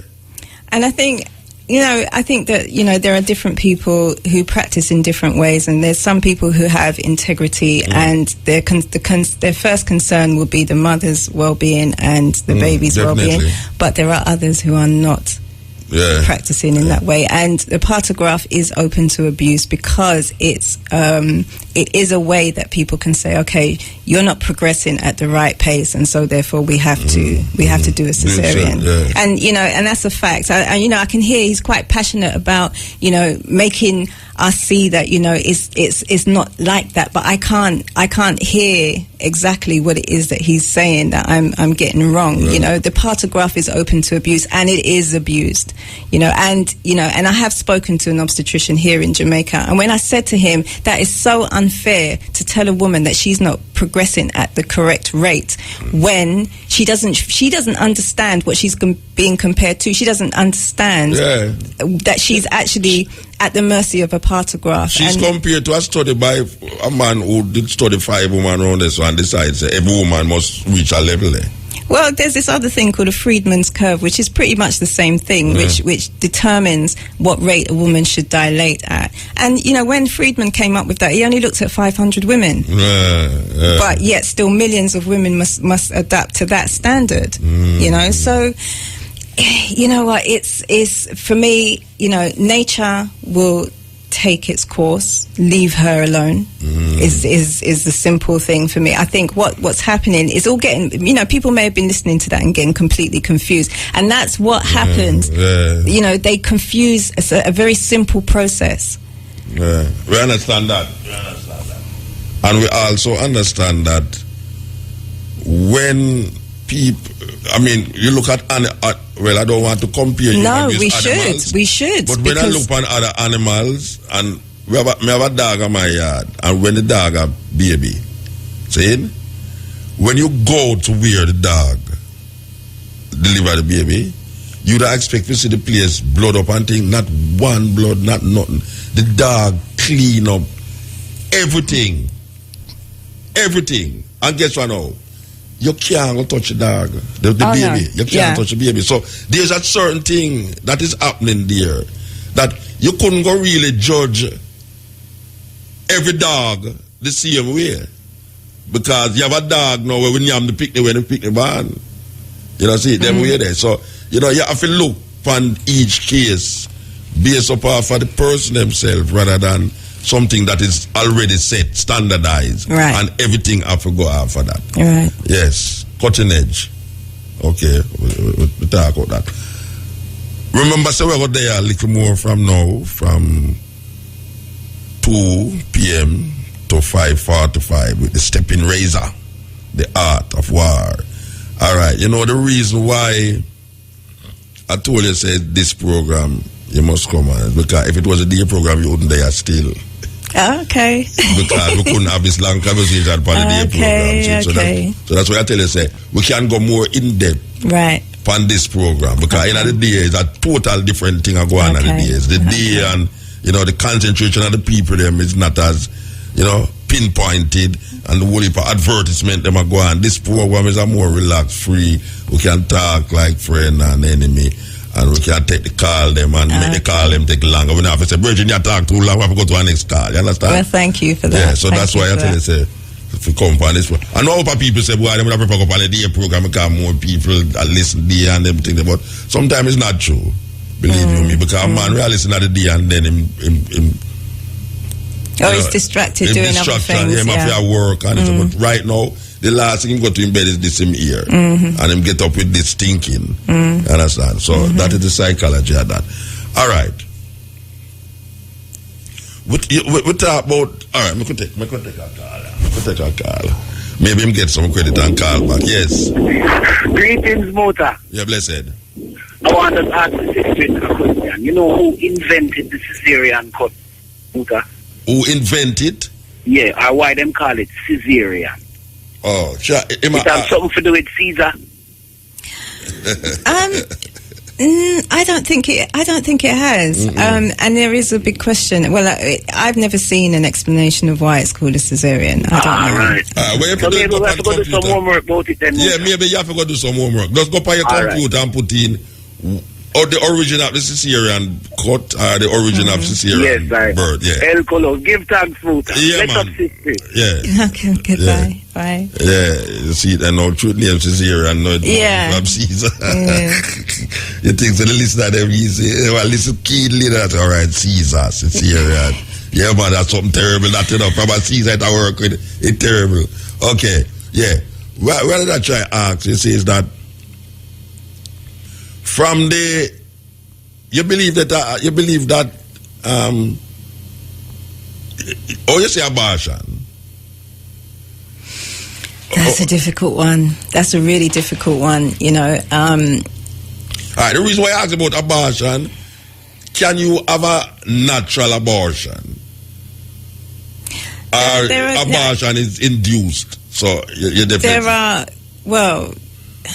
There are people who claim to have had. They don't use the term natural abortion, but what the thinking is this: that whilst some people may argue that a fetus, especially when it's just a few weeks old, doesn't have any consciousness, it's not a being in its own right, others would say that the moment that life is created, it is infused with the spirit, and it's just the form that is developing. So that's a sperm, because sperm infused with life and things. Sperm has consciousness, cells have consciousness, eggs have consciousness. So if a man sperm get where, him should I get arrested? Excuse me? If a man sperm get where? How's it going to get where? Meaning say, him masturbate. Or the woman masturbate him. It means, you know, it's a sin that, I feel a terrible thing that. Because the sperm should always be a child. The sperm start at life. Well, there are schools of thought that say that, you know, a man is not supposed to ejaculate without wanting to actually father a child. He's supposed to be able to retain his sperm but still have an orgasm. It's the ejaculation that he's supposed to control. And so his sperm will never leave his body in that way that you're describing, getaway, like that. Because, Jamaica. Getaway, yes, because it might make the woman, it might do it. Them call it pull out. You pull out before it going at the woman. That is getaway. Right. Because sometimes it getaway. Okay. Inside, not outside. Right. Yeah. Okay. So, is there when I want to talk about abortion, rather than taking her clothes and push it up in her and all, they forget to that the baby, or you know, go to a doctor, go make him again operate for you. Is there a natural way to have abortion? Right. And what I was saying is that you know, firstly, recognizing that the growing child is a conscious being, and there is a spirit infusing that fetus, even though it may not look formed, it may not look human yet, there is a spirit incarnate in that physical, that biological material. And so, you know, women who don't want to have a baby, or what they say is a more holistic way to deal with an unwanted pregnancy, is for the woman to sit down and talk directly to that spirit and say, I can't have you right now. I'm sorry to have conceived you. Commit suicide in my belly or something like that. Just return. Just return. Oh, you return? You mean go back into the man's sperm? No. For the life force energy, the spirit to withdraw from the actual physical material and allow that. So you're hoping and wishing that the fetus die inside of you, instead of you physically doing something to make it die by taking it out prematurely. You're wishing death in your mind on this fetus. You're asking the fetus to withdraw of its own free will rather than you having to. But you know, say can't draw from its own free will. Really. It says who though? If we're talking about, you know why? Because you're wishing that you're doing something to yourself to make something inside of you react to what you are wishing for.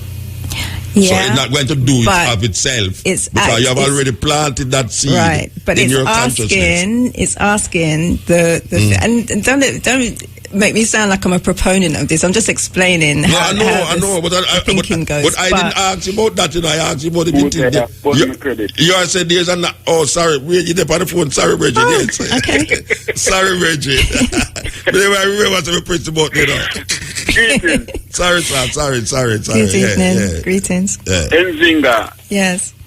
Excellent reasoning to the highest level, because we are dealing with lives. Of course. But the aspect of it where interests me, because I listen to a virgin named Dr. C. Sebi. Dr. Sebi, Dr. Sebi, and him explained that a natural birth don't separate the umbilical cord. Just the mother keep the baby on her stomach, and in 3-4 days, that cord will shrivel up. Off. But she said that. Yeah. It shrivel so up. The critical thing what she say is when them clamp the cord, you a lot of the nutrients and blood supply that would go to the infant is cut off. Right. And therefore it leave a question of where I say it's a trauma. Absolutely. It is traumatic to the infant. Mm-hmm. And them say you're born with a push and a slap. Mm-hmm. And it's trauma all the way. A push and slap. Yeah. But you never explain, all right, the natural birth in the birth pool. Mm-hmm. All right. How that part of it go? Because I see portrait of the Egyptian perception of childbirth where the mother sit in a more natural position for the child born. Mm-hmm. But we never really go into no detail in terms of have it explained the way you explain it. But your explanation is a birthing pool, which logically it maintains the temperature that would most closely resemble to your womb. The womb. Yeah. But you never finished through Muta. No, she said that you know the same man. She said it the baby come out of the water. Yeah, and it is an aid to relaxation for the mother. Yeah. It relaxes the mother's muscles. It assists her in terms of posture and position, because sometimes for most women, this lying back flat in the bed thing that doesn't help, because with that much pain going on, it's very difficult to find a position that you are comfortable in. The buoyancy of the water sometimes assists. I remember my daughter really appreciating being in the water for that reason, because she could just physically feel more comfortable, and that aided her relaxation. So and I think that's the main reason, really, relaxation with regard to the water. Plus, people find water very therapeutic. It has a psychological effect. Anyway, give thanks. You're welcome. I don't like how you suggest to me make you couldn't understand about the water thing, after she didn't explain it, You keep interrupting. No, me not keep interrupting nothing, you man. do. Sorry. Give thanks, Muta. Give thanks, teacher Muta. You're a professor in this thing, watch a man. After you give me a rotted lick, you come go like you're soft the blow, No, but soft no blow, we don't get the lick already. What's that? At 1:20. Yeah, are you sitting up there? Yeah, we have to give thanks. Yeah. Rastafari. All right, blessed man. Yes. Can I finish explaining though about the blood in the placental transfusion? Why some of the reasons why it's so important? Because I got as far as neurotrophins and the brain cells that protects the brain cells from starvation from. Oxygen starvation, and that can actually assist in reversing potential brain damage. And there's something called VEGF, vascular endothelial growth factor, and that actually does the same thing. It repairs any brain cells that were damaged, and it protects brain cells from further damage. There's cells that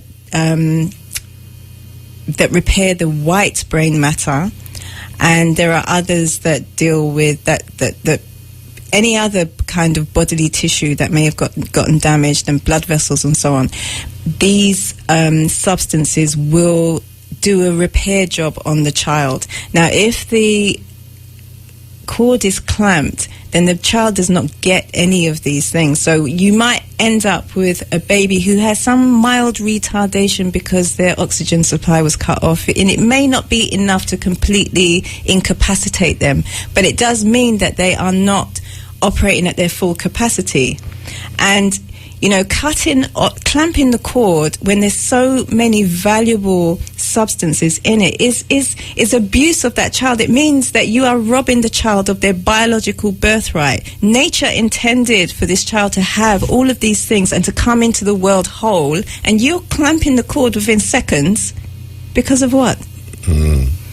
And, you know, there's one last thing that is in the blood, which may have the answer to that question, which is stem cells.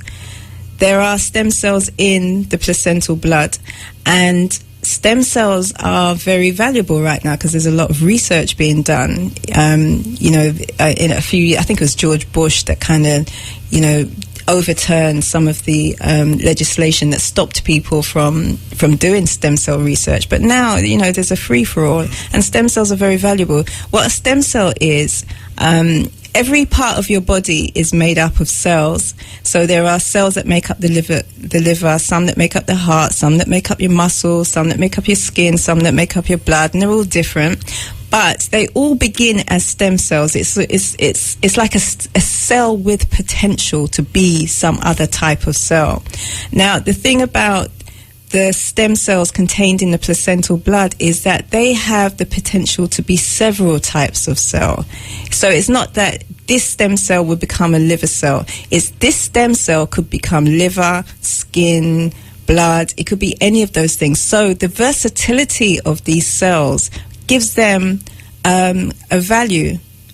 And so when there are parts of the world, I can't say this is happening in Jamaica, I have tried to find out, but there are parts of the world, and definitely in the UK and the US and other countries in Europe, where the blood that is taken out, the blood that is not given to the baby in the placental transfusion is actually sold to pharmaceutical companies and to research companies, so that they can come up with new drugs and new products and so on. But that blood should be in the baby's body. Am I connected?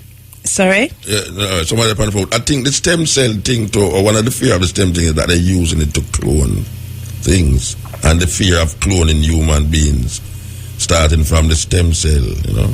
I think that is one of the fear. Yeah, the whole bush people. Them, yeah. So, you know, and then there are. Sorry, there was somebody. Somebody upon like yes, EL. Yeah. Yeah, man. That ends in the bless up. Greetings. Good evening to you. I give thanks today for the full 100 that they really give out, you know, because these things are not even explained to the mothers. No. Not to mention the fathers who don't know about it. Mm-hmm. Right. And I give thanks to that. And them used to measure the time that the daughter them should deliver, you know, is by reflecting on some other daughter who have different metabolism, different lifestyle, who would have different than that they say is prolonged. Right. So them not remember all based on the person's lifestyle that the person live, how they eat and drink and rest, exercise and all of those things to make a difference in the time factor. Of course, yeah. I agree. So I give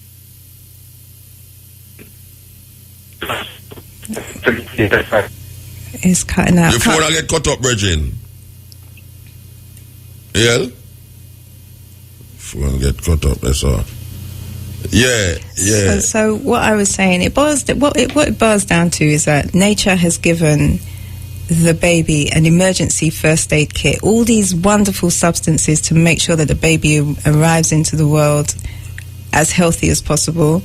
But by clamping the cord, the baby doesn't get that. So, you know, and then also they don't tell the parents that the baby should have this blood. Most of the time it's spoken about as if it's waste. It's just the biological waste that's going to be disposed of. And people do assume that it is disposed of as well as the placenta. The placenta also has become a commodity and is bought and sold on the open market, and will be used for things like anti-aging creams and so on. In England. Yeah. Okay. EL. Yeah, man. EL Rasta. Yeah. Blessed love. All right, blessed man. Yeah, man. You see the thing that we girl talk about. Yeah, the granny used to do that way back, Granny used to deliver baby way back, Yeah, midwives, midwives. Yeah, man, and she do the same thing with the girl there, say. But I say all them things dead out away, so, Where's the dead out away? Where's the dead out away? Yeah, like all the young girl them nowadays, they not too know them things, they see it. Yes, so I daily because them parents are to teach them all them things their side. Yeah, all the traditions are being lost, and we've yeah, for real, because this is a Asian thing, because what African thing really originates from, and we teach the world of the delivering, Hold on, the brethren, hold on. Which part of the thing you agree with? African originate. Which one of the thing that you agree with? And I say, yeah. Talk about the delivering, man, the baby, the delivering. Oh, what kind of delivery you talk about? What part, what the different deliveries we are talking about, Which one of the delivery you talk about? No, I talk when the baby born and the thing what you call the protest, or the thing, the card. Yeah, they say, I'm a so grand used to deal back in the days, I mean, the African thing. What she used to do, what she used to do, what granny used to do? Yeah, she used to wait till the 3 days till it dry out. Okay, that we ask her, Yeah, that me I say wait till the 3 days till it dry out.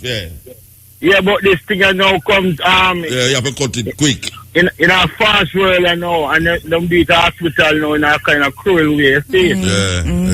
They say me idea we just get educated and go ourselves and go back to the foundation, I think. Absolutely. Yeah, definitely. Well, it's that chat talk, it's that chat say, back to me. Yeah, they don't really think me I talk about, yes. It's a real thing that I talk about. Enough love and respect. Yeah, man, give thanks, brethren. Give thanks. Yeah, bless the love. See? Yeah, this is the Cutting Edge on RFM. We're there with you all the time. Well, half hour left for the program. Seal up. Okay, and Zinga, they're on the radio, and she is researching natural birth. So I hope people just start listening now. Really? Yeah, man. How can you tell? Yeah, man. I hope people just wake up and say, what? That's a go on for the radio. The people we are called now, it's people who are listening for a lag before the program start. Yes. Yeah, man. I don't know why I was disconnected. You were disconnected because we never hear you properly. Oh. Yes. Yeah, man. I don't know why I was disconnected. You were disconnected because we never hear you properly. Oh, the signal when me there is not so strong. So that's right. No, we are hear you properly now. Right. So I was asking the question about how long it should stay before the card dried up, or the brethren just get that explained. But in the days when one used to stay in a house for 9 days, and even the smallest hole was stuffed up and covered up with the fear of the ones them taking up baby coal. How do I explain this now comparison to today when the baby born and them send the mother out the same day? Are you talking about how long she has to recover from the birth? No, I was saying at a time when them used to stop up every little crevices and corner and hole, and the mother have to stay in the house for 9 days before she could have come outside or the baby with the contamination. Talk about that the baby get contaminated. But nowadays, as the woman or the baby, so them send out the baby. Okay. And the woman gonna dance the same night. I've heard of. I think a lot of Asian cultures still practice that, where the woman. It's not 9 days though. I think it's 40 days, where the woman stays home and she has everything done for her. My understanding that is that is more to do with allowing her to fully recover before she takes on the duties of the house and the other children and so on. And so her extended family will take on all these duties, and all she has to do is just bond with her baby. And I think that's a very healthy way to spend that time after birth. Unfortunately, though, the fast-paced world that we live in, most women just don't have that luxury, or they don't have the extended family to do all those tasks for them. There are many women who can't even spend the time in hospital recovering because they've got other children at home and so on and so forth. So, yeah, it's a breakdown of the traditional values and culture that puts women in a position where they can't recuperate, where everything has to be cut short in order to deal with practical considerations. And I do think that we need to return to putting the woman and the baby central, making them, making the world revolve around them for a time. I do actually believe that that's a good way to proceed. My daughter, when she had her baby, about a week after she had the baby, she took it, because the baby was born in the summer, and she wanted to take the baby to the park. And someone did actually say that to her, in my culture, you would never be out so soon. And it's not the way that she was raised. It's not even something that we were aware of at that time. It's since then that I've become aware of that. And, and we talk often about her birth, and she often says, okay, well, next time we'll do it this way. And it's really about perfecting, getting back what we lost, the things that we've discarded in order to take on the European model, and slowly rebuilding what we had once that actually made a lot of sense and was best for mother and child. We have to start returning to that. So in a sense, to answer your question, why am I doing this? It's because we've strayed so far from what nature intended and what was good for us that we have to start making our way back. Another question. I am one such child that I was told that I born with a thing named Carl over my face, a thin sheet like a lace and mesh cover the baby's face when they're born. How do you explain that, and what does it mean? I have no idea. Honest answer. You have never heard of it? I've heard of it, but I don't know what exactly it is. I will look into that actually, but I don't know. I'm sorry, I have to be honest. Okay, well, I was one such child, I am. And I am saying again, what is it, do you know the reason why a supposedly lactating mother don't have any milk after delivery? Yeah. And days after that? Yeah. One of the reasons is that, I was explaining at the beginning of the show, that the hormones are essential. They must flow during childbirth. And there are some that deal with lactation. There's prolactin and oxytocin, and they deal with breastfeeding. And if these do not flow during the labor for any reason, one of the reasons that they won't flow is that the drugs stop them. Another is cesareans. If a woman has an elective cesarean, she doesn't go into labor, and so her hormones do not flow in the way that they should, if they flow at all. And so that affects the baby and the mother, their ability to breastfeed and bond after the birth. So what's happening during the labor is essential to what will happen once the baby is born. And many breastfeeding problems are due to hormonal imbalances or hormones being blocked by drugs and other procedures during the labor. Can it be by any minute chance that mother who they're not even ready for that baby, hence she don't want her breast to get long touching her navel, so her mind will kind of lock off that milk from flowing that she don't have to breastfeed? I don't know. I couldn't say that that's the... there are many women who don't want to breastfeed, and that would be a case of mind over matter. Can you stop your breast from creating milk when you've just gone through birth? I don't know. Can you stand in front of an ocean and turn back the tide? It's all the same kind of, Yeah. Can you stop a fetus from not coming out? Can you ask nicely if it will just go back? No, but Muta, I don't know if I remember, Kiefer Lorraine say a woman should not start seeing her period until 60, before that is hemorrhage. So the woman can stop that by the power of her mind.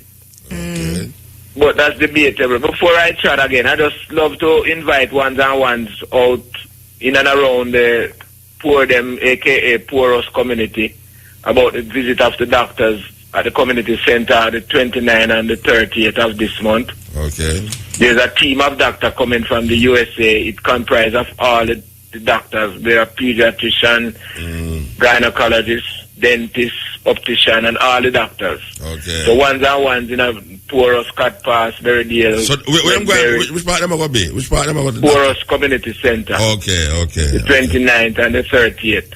Okay. And it's So, free to the public. The check-up them is free to the public. Yeah, man, free. Okay, the community so, thing. But the refreshment and sale, so one just come chat without fun for buy like food and go and eat while then get attended to. All right, sir. Give thanks. Bless up. Yeah, man. That is a community move there. Very community. Yes. Okay. All right. So, how long you say you're going to be here till? I leave at the end of this month. You're going to leave the end of this month. Okay. So when you plan to start writing this book, are you doing more investigations into the hospitals here as related to pregnant women? Are you stopped at that? Or were that? To be honest, I didn't really come out to research Jamaica specifically, but obviously because I'm here, I was curious about what's going on. So I made a few phone calls. I spoke to an obstetrician. I haven't gone into a serious investigation of Jamaica specifically, and I am actually thinking about varying, since I've been here, just varying the idea of the book slightly, to take in a kind of a more sort of international feel, to look at what's happening in individual places. I was really looking at, I was being very general initially, but as I'm learning more and more, and as I speak to people, it is important to know what's happening in each place, because childbirth is, the rules are different in different places. Some places in the world you can't have a home birth; it's outlawed. And other places you can have a home birth quite easily. Some places will use certain types of drug. Some people are having some really terrible experiences where in other parts of the world doctors would be pulled up for some of those practices. So it's important actually to have a very wide understanding of what's happening. So I probably will continue to do more research. Cutting edge. Bless up, Muta. Yeah, blessed. I want to ask a question on behalf of my empress. Greetings, sister. On behalf of your empress. So why your empress couldn't ask? Well, she kind of shy, Muta. But nobody not see her, man. We don't know how to talk. So you make it talk to her. No. Ask the question. We just try to figure out. All right. She's pregnant right now. All right. And she has a fibroid. And that's one of the reasons why some doctors recommend a C-section. So she wants to know now if there's a way to practice the natural delivery without the C-section, even though she have thyroid. Yeah. Okay. Sister, can you answer that? I can't. And I'm not going to even try and guess, actually, because my first thought is how big is the fibroid, and is it just the one? And I'm going to defer to the experts on that one. I don't know enough about fibroids. She's not a doctor, Bridget. Yeah. All right. She's not a doctor. She's a researcher. So we must mix up a doctor with a researcher. But then, having said that, we were talking about black women, and that is probably an angle that I should look at, because there are so many women with fibroids. In Jamaica too, especially. Right.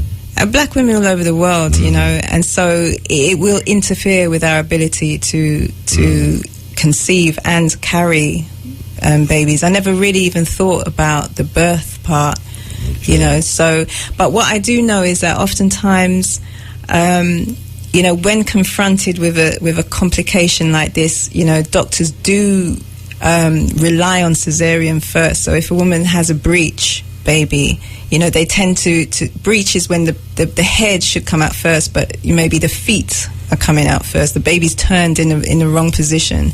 So, it used to be that midwives would actually use their hands and turn the baby. But nowadays, you know, a doctor will look on the ultrasound, he'll see that the baby's in the wrong position and automatically prescribe a cesarean. So, you know, there may be things that can be done. But a doctor is not necessarily going to be the person that will tell you. So you have to, you know, do your own research and see whether or not it's possible to have a natural birth, and rather than a cesarean if there's a fibroid there. Even twins have become a reason to do a cesarean. I mean, women used to have twins all the time. You know, one baby comes out a minute before the other. The first birth was twins. Right. Yeah, man. So, your lady birth, your lady first birth was twins? Yeah, man. Okay. But now they're saying that's a cause for cesarean, you know. So there are lots of, you know, you just have to be a little bit skeptical when they're stating that cesarean is necessary. You have to question whether it really is, because it just could have a forward to the original teaching. So the brethren, the first twins, what this how it go? No, natural. I mean, normal. One of the baby them did born breach too. Oh really? Oh, yeah? Wow. Yeah. Oh yeah.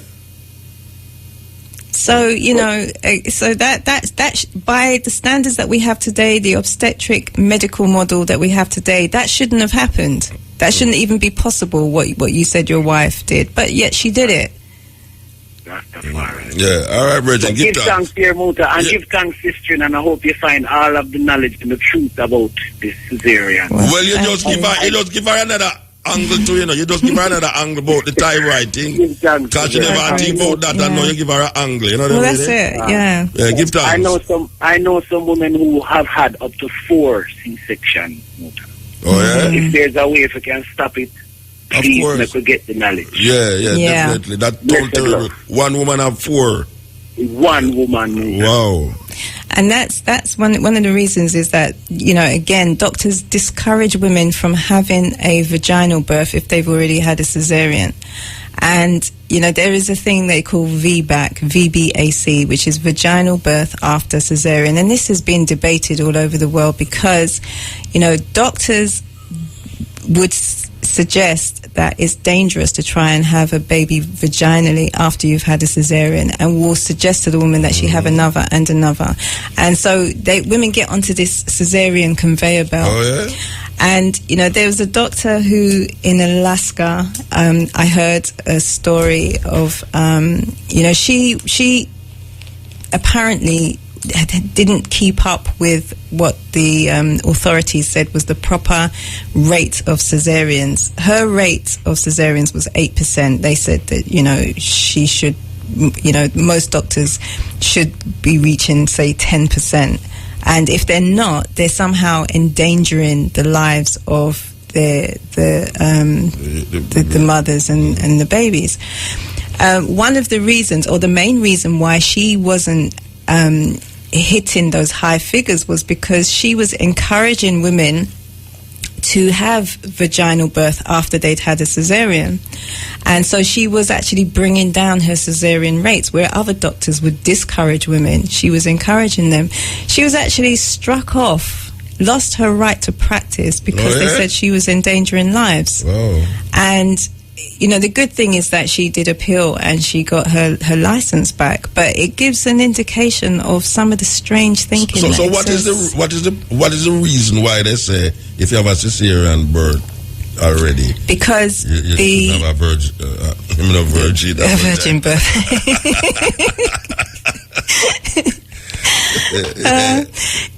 One of the reasons is that the scar weakens the womb. The womb is not meant to be cut time and time again like that. And then also if you have your second cesarean, they will open that original scar and then sew it back up again, and then the third time open it, and it weakens the womb. But also the use of Pitocin is extremely disadvantageous in a situation like this, because the Pitocin is going to increase the intensity of the contractions.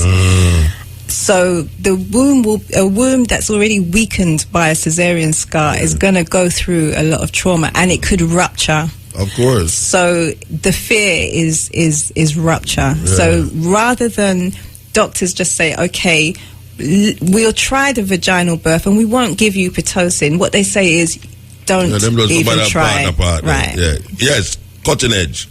Hail. Blessed. Muta. Yes, sir. Rasta Stevie from Legal Marijuana, Colorado. Okay, sir. Long time, man. Hey, I love the Rasta reason about childbirth and thing. And Muta, you remind me how sometimes we in the Western world think that everyone knows the newest thing about what we can really reclaim our birthright, you know, and what you and the sister reason about is in the industrialization and the commercialization of birth to serve the Western medical model that's based on profits for pharmaceutical companies and doctors to have outrageous salaries while the people them suffer. And really, the thing that I see about childbirth, because it affects man and woman, because we're all born. So really, it's about the woman reclaiming the ancient glory of the power and the grace and the ease of childbirth. Because it's a Rasta thing, because we have to separate our mindset from what Babylon and colonialism has been telling us, so that we can, you know, help the woman reclaim and dash away the colonialist mentality. And we know that the key to dashing away a mentality is education. Yeah. So I really appreciate the sister in coming on and educating the people in Jamaica and worldwide about this birth thing, because, you know, Muta, you talk about it's a rich-poor thing, but for me it's not mentality that holds the woman powerless to regain her original glory. So these things like water birth that are normal here in America, you know, these concepts of water birth and relaxation and birthing classes is all part of the process to dash away the mentality that this birth is going to hurt and that you don't want to have this natural birth. Because I spend a lot of my time in Costa Rica, and they're not quite as educated there. And I have my women friends, they make an appointment of when they're going to have their baby. I said, oh, when's your baby due? Oh, July 27th at 8:30 p.m. I'm like, you can't tell me when the baby come like that. But the woman, they make an appointment like it's a dental appointment or something. Yeah. And Jah didn't make us that way. And Muta, we talk about everything about birth, but what we haven't gone to, which I think is really important for maybe some of the Jamaican people to hear, is all these fake infant formulas they selling in Jamaica to kill up the black people. When my youth was born, he breastfed for 2.5 years, and he never got sick once until him stopped breastfeeding. Because just as the placenta has all these crucial, important roles in the development of the youth, breastfeeding also has a very vital role in the development of the youth. And it's really important that the women start to educate themselves and reclaim their glory as mothers of creation, and, you know, stop buying into this Western colonialistic mentality that birth is going to hurt and birth is bad and birth costs money and birth everything. It's the most natural thing you can do, man. And sister, and I really want to big the eye up for writing the book and bringing the info to the people and sharing it on the cutting edge, because maybe some of us think that no one really knows this information, but from listening to the program tonight, Muta, I understand that a lot of the radio audience, this is new information. So I appreciate the sister and coming with some of the real information and the truth to dash away the myth, so that the woman can regain their glory. So big you all up both. Yeah, man, give thanks. Thank you. Give Well thanks. said. Yeah, blessed. Yeah, man. Colorado, man, that, you know, from Colorado.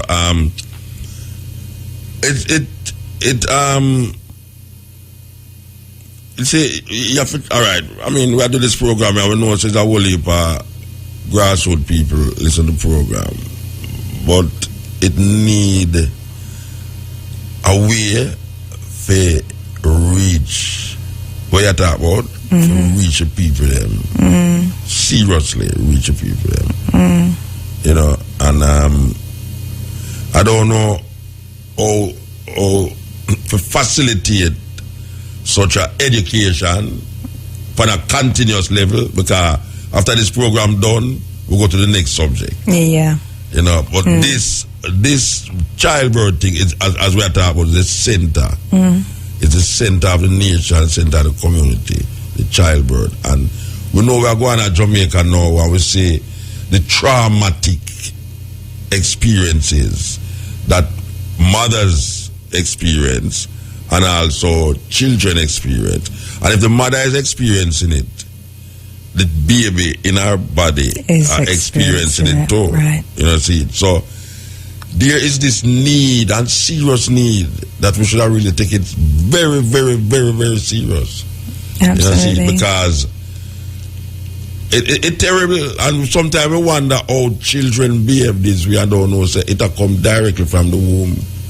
You know, right. The trauma start from the womb, and the reaction to things, and how you respond to things in your life is coming directly from the womb. The womb is the center of the universe. Really. And if you experienced trauma at the moment of birth, imagine you're in the womb 9 months, you emerge into the outside world, and immediately you are what feels like attacked by surgeons. You have your cord clamped, you have something stuck down your throat to suck out the liquid, you're handled roughly. You know, all of this gives the child, this newborn child, a sense that the world is a cruel place. Yeah, but they're still at the womb. And, you know, and their first emotions are sometimes fear, trauma, panic, betrayal. You know, there's a lot of ugly emotions that our children are subjected to, because birth, as it takes place now, is not the gentle, beautiful process, the sacred process that it's supposed to be. You know, there's a film that I watched, and the narrator on childbirth, and the narrator said the following words: "The quality of life is defined by the quality of birth." And that's something that we really have to understand. You know, women cannot walk into hospitals with empty heads, knowing nothing about what's going to happen to them. I have to repeat that again. You know, I have to repeat that on something. The quality of life depends on the quality of birth. Right. Very, very, very, very profound. Yeah, very. Profound, yeah. And, you know, there's the sort of absent-mindedness and the kind of, you know, detachment that we have from our birth process. Most of us actually really need to look at what happened to us during our birth. Most of us can't say, you know, because oftentimes mothers, they go through the trauma and they just put it behind them. They love their babies, they raise their babies, but they don't really look at what happened to them during birth. They accept that that's just childbirth. It's not. It's just not. We have to start questioning what's happening to us, and also look at our own trauma. You know, I personally, I believe that every midwife, every obstetrician, everybody involved in the delivery of children should deal with their own birth trauma. Did you go through something that you're now acting out in the delivery room? You know, are you holding some pain inside of you from your own birth? You know, it's not such a strange thing, and it really is about the evolution of the species. You know, this idea that we can, by changing the way we give birth, we can change the nature of the beings that come into the earth, the life stream, you know? Anyway, we want to say give thanks for the moment and give thanks for the time, as you can see. Right. We're upon the brink, as you know. Okay. And it's really, I'm glad that I really accept, to say, come deal with this. So am I. You know, it make me figure out things, you know, and I know the listener them really grab on the radio there and them phone for really sup up every word what I say. So we give thanks. And thank you. Thank you. Man. And when you write the book, please remember my copy. Oh, of course. Because I'm going to come to England there, of course. I go for the radio and say, boy, you want your daughter come to the radio there. What she do? You write book, you know, and I forget that. Nzinga from Angola. I say, Nzinga, she come down there about your write book, you know, and imagine now she write the book and go turn PhD and all, get all this and that. And she don't remember to give me a copy of it. No way. Right. So, as we are saying, we give thanks for the moment, give thanks for the time and the energy. Thank you. And to all the callers, thanks for your contributions. Yeah. So, as we are saying now, this is the levels over there now. We spoke earlier on about the pinnacle, and pinnacle is really the issue right now, the immediate issue right now, I should be upon all Rastafari, Virgin and Citrian lips, and upon an extension Jamaican people, because we see that the destruction of pinnacle is happening for a second time around in our history. You understand? And then we now feature Nzinga. talking about something very serious. Mother of creation, and there's no heaven but the womb. That is where me I say. When a man say, how can you be saved? Him say, one have to return to the womb. And it means you have to be born again. How can a man return to the womb? And I say, yes, but that is how you're going to have salvation. The understanding of the womb. There's no heaven. And when I say heaven, now I talk about that place that people search for in the sky. It all starts in the womb of the woman. And if you don't understand, to be born again is recognizing the womb.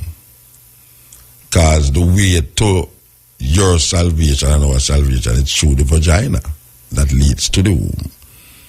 People don't want to accept that philosophy, but that is the reality of heaven and hell, and the recognition that if we understand the womb as the heavens, we would need to go fly, go to Mars and all these places, because everything that is out there is in there. So it is in there, so it is out there, so it is out there, so it is in there. And we have said that our mother, or the womb of the woman, represent the salvation of all living human being on earth, an extension, all living things, because really is man that is destroying the planet. It's not the little so-called dog and cat. It's man.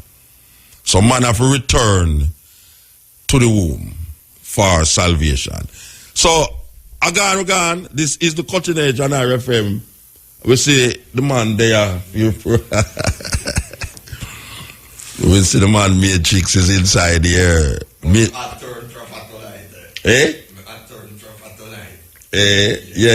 you turn it in. No, you turn it, when you reach the lobby, so you turn it round. You think me never see you? You turn it round when you reach the thing there. You never listen to the lady? No, you don't listen to Coach Nature. You know, some going to ban you from certain things nowadays. Because I know they say you smoke so much herb that you never better listen to Coach Nature at all. No, I'm not talking about sleep. Don't have no concern about what is right and what is wrong around you. That is me I talk about the concern about sleep. No, sir. You must smoke herbs that you can absorb things like what the sister is talking about here, because you so have picnic, you know. You so start sleep with woman and breathe her and get picnic and them things that you need for. Don't go through that. You can't say never hear, you know, because we present it. Don't make the baby go through traumatic experiences. Most of us is going through traumatic experiences in our life here now, much less to bring the picnic in the world, you know, if we get experience that. And you never listen to the program. I find you guilty. You are guilty of neglect. With an extension that when you have your child going to say, but you should have listened to Muta, because from the sperm. From the sperm, you know. They might go recognize what we are saying, you know. So, yes, that's how it go. We're going there forward again from 2 to 5:45. The stepping razor, the art of war. We're there with you. So, listen to this.